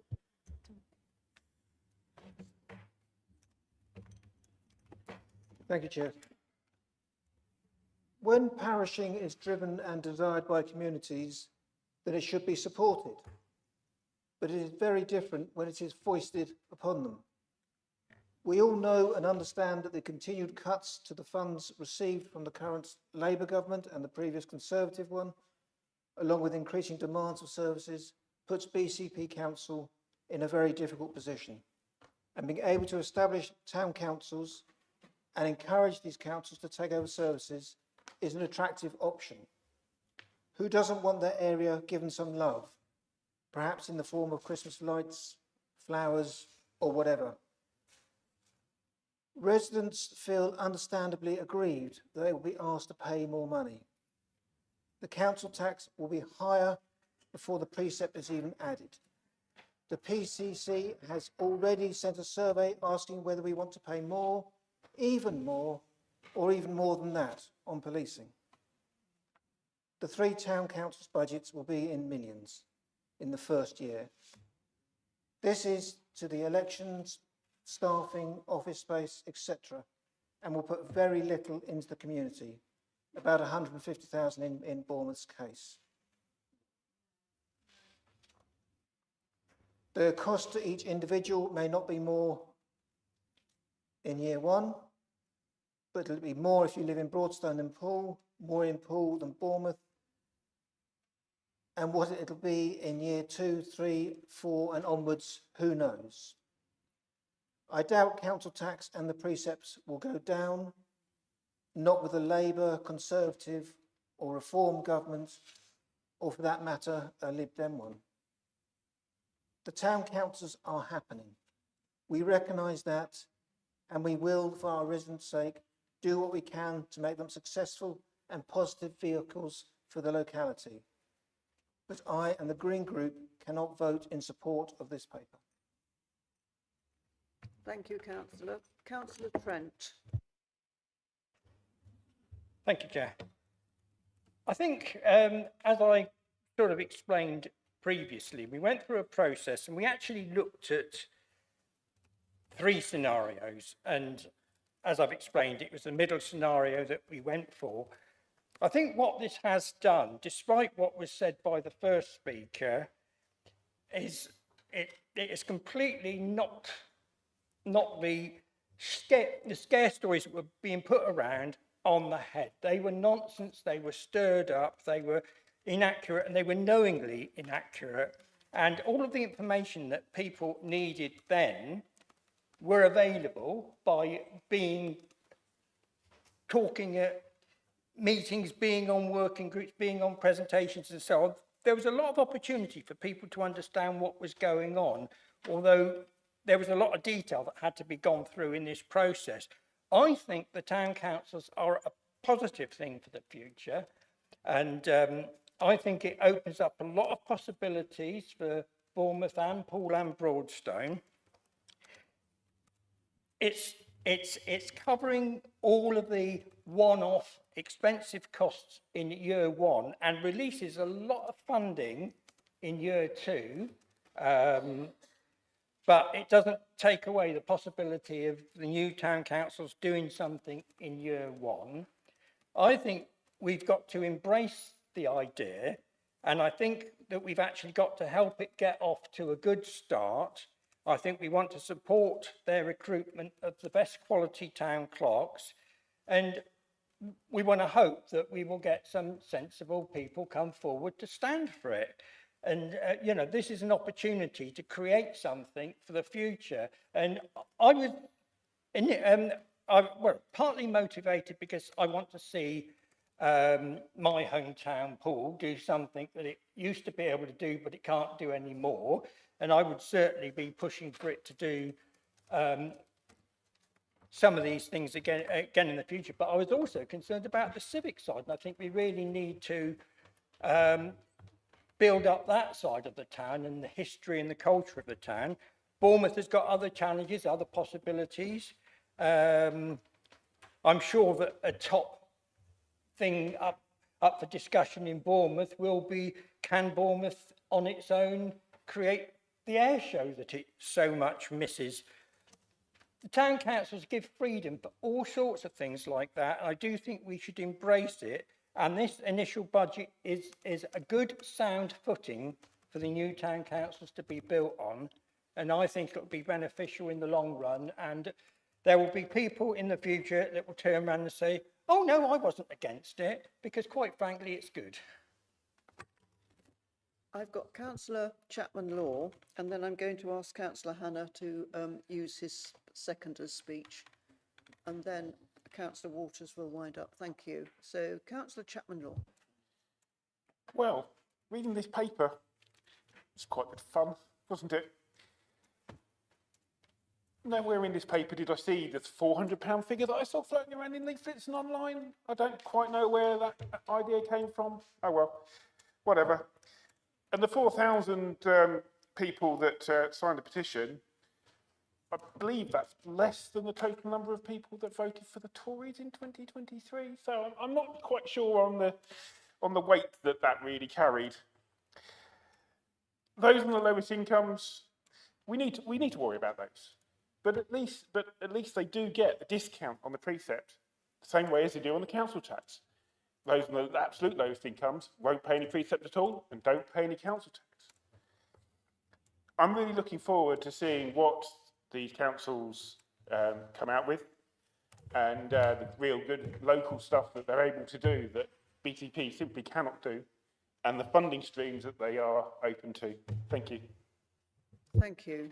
Councillor Beasley as the last speaker. Thank you very much indeed, Chair. Most residents realise that this is not about wider democracy, but it's all about charging an additional precept for services which BCP Council should be providing and which are being paid for through council tax already. This additional charge will be on top of the likely increase of yet another 5% in council tax bills next spring and every year thereafter. What has occurred in many places where town councils have been introduced is that the charges continually increase as the new councils grow their appetite to do more and therefore charge more. My greatest concern, again, like Councillor Allen earlier, is for those many residents who are really struggling with their bills and who cannot afford another cost which they neither need nor want. This council is out of touch with the reality of how tough things are for so very many people financially. And it seems that, I have to say, like the government, the solution is always to tax people more at every opportunity. The Conservatives have opposed these new councils from the very start, and yet they will be imposed on residents from next year, with elections for the town councils alone costing residents of Bournemouth, Poole and Broadstone about £1 million. This at a time when everybody is absolutely strapped for cash. We will be opposing, Madam Chair. Councillor Hannah, you seconded. Thank you, Madam Chairman. I must admit I feel privileged to be seconding these recommendations because they enable the communities we serve to reclaim the right to decide what is important in each of their areas, their look and feel, their groups and activities, their social cohesion, the little things that are so important to the quality of all our lives. If I make brief comment on the levels of the precepts that are recommended, much lower than predicted, Poole and Bournemouth in particular, because of the economies of scale on either side of just £30 a year. We're of course conscious of those on low incomes. For Band A properties, the figures are just below £22 for Poole and less than £20 for Bournemouth. Then there are council tax discounts and exemptions available for those with disabilities. for carers and care workers, for care leavers, for apprentices, for those genuinely living alone, and for those on low income or who claim benefits. These figures are far from the council tax increases of hundreds of pounds every year promoted in the Conservatives' deplorable leaflet aimed at derailing the whole project. They're moderate, fair, and sensible. But there's something bigger happening tonight. For years, we have seen local government hit by central government's austerity. Some £100 million a year removed from grants by our finance director's calculations, no better under the current government, hit by increases in national insurance, by millions of pounds down the drain in interest payments on SENS deficits that rocket through the roof. Now money being taken from the pockets of our residents to be sent to councils in the north of England when our own needs are being barely met. Local government is supposed to be about community. We on this side value community. Our governments have not and do not, and they've been forcing councils up and down the country to cut back on all that people want for their communities. This budget turns that tide. They give the new town councils the ability to make local improvements in the areas where our residents live, to support local groups and organisations, to run local events, to mount local activities, to bring back a sense of belonging and caring to their localities. That is why to second these recommendations is a privilege. We should be celebrating what we achieved tonight. My thanks to the other members of the task group. I encourage all councillors to support the recommendations here. Thank you. Thank you, Councillor Hannah. Councillor Waters, to wind up, please.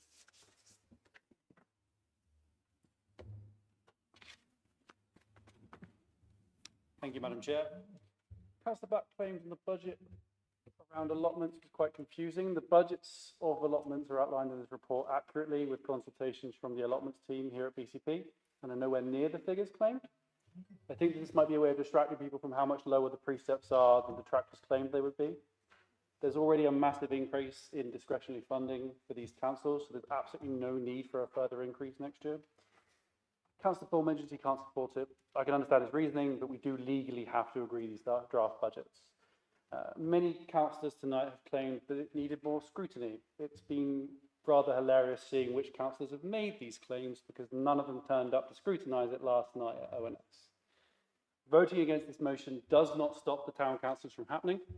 Legally, we have two options: pass this budget or propose another one.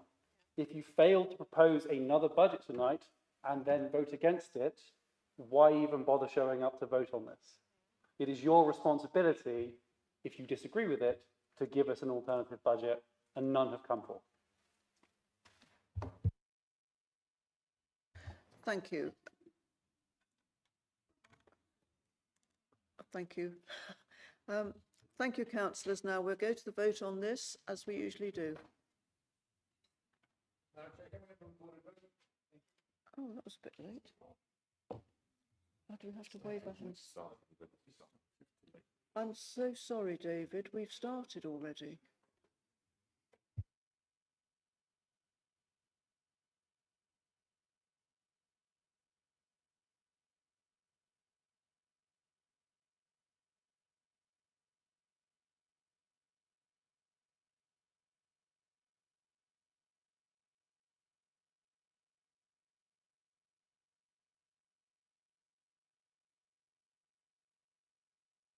Have we voted? Councillors, have we voted? Yes.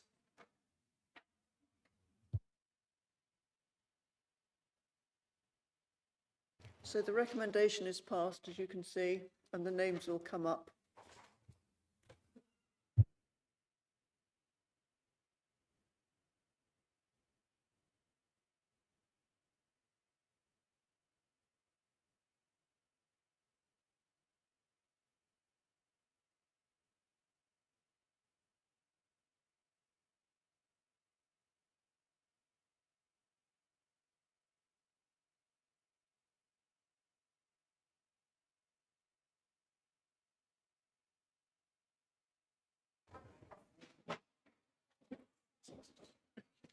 Councillors, I'm just going to pause while some members leave.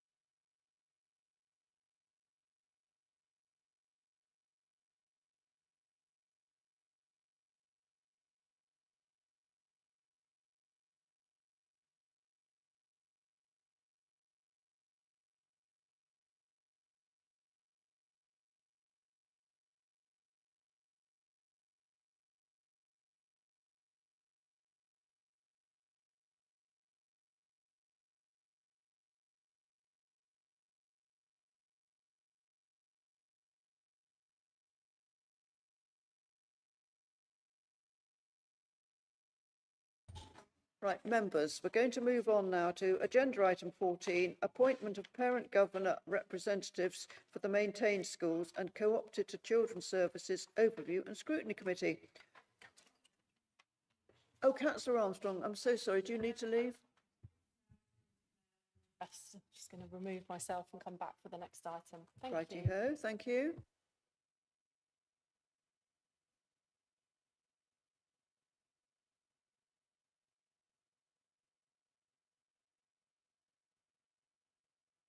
Right, Councillor Carr-Brown, would you like to start?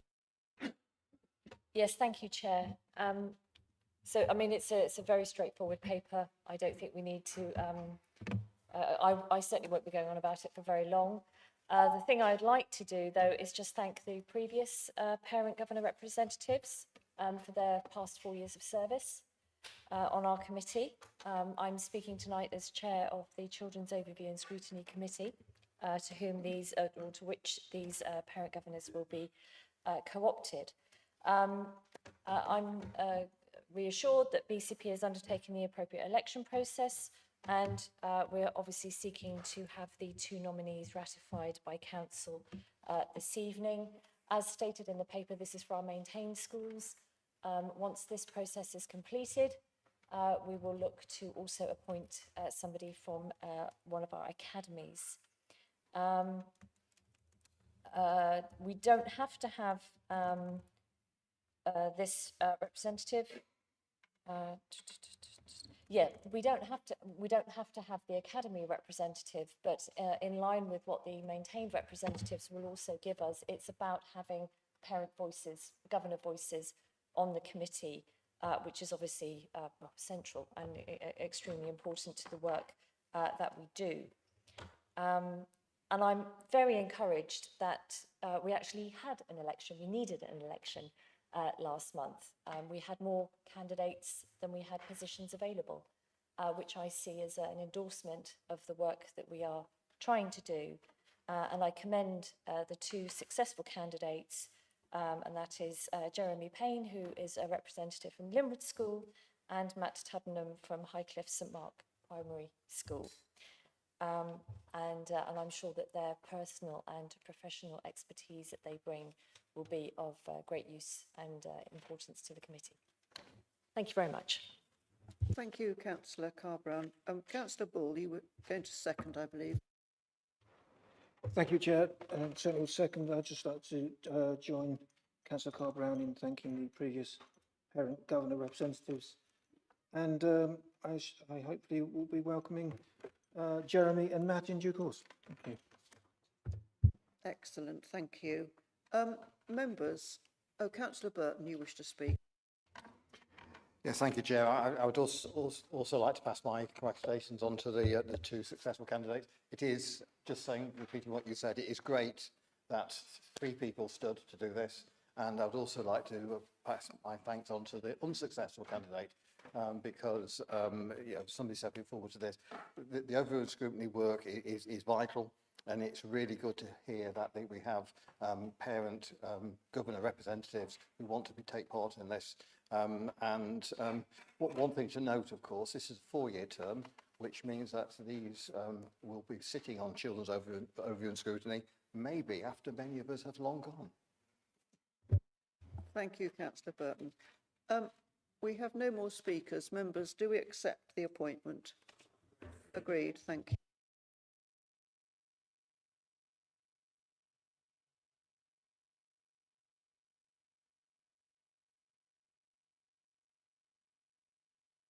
Just waiting a moment for Councillor Armstrong to come back in.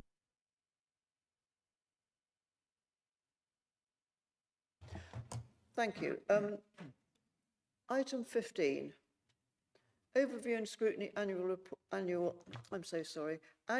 report. Councillor Kate Salmon, you're going to move the recommendation, and I think Councillor Rigby, you're going to second.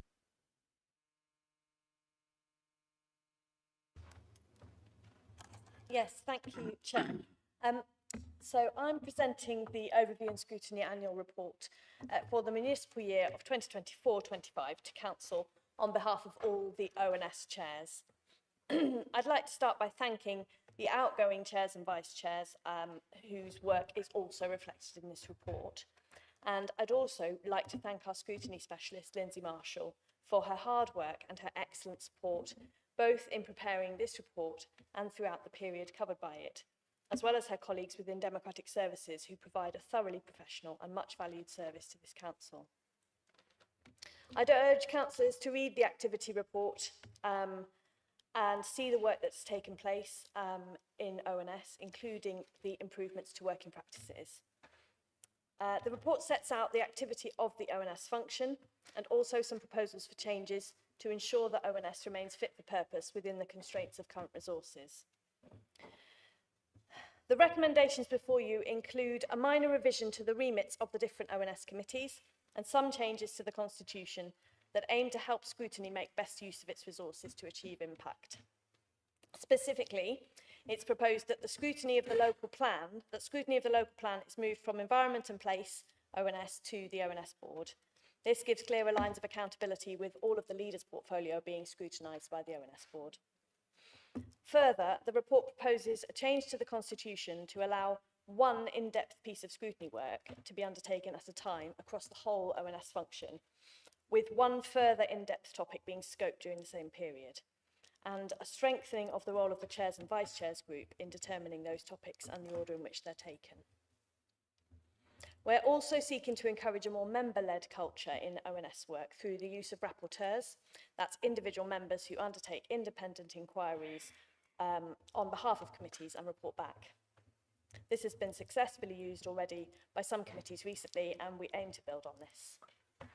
Otherwise, no significant changes are proposed. Committees will retain their own work programmes and ability to timetable their own work. It's only if they want to do a specific piece of in-depth work, so a working group or an inquiry day, for example, that the ONS Chairs Group will liaise to coordinate this across the whole function. It's not expected that there'll be a significant reduction in the number of working groups undertaken in any given year, but that these will progress in a more targeted way throughout the year as a result of the change. There'd be no change to the rights of councillors to suggest topics and no change to committee structures or number of meetings, although these were options that were considered as another possibility for releasing resource.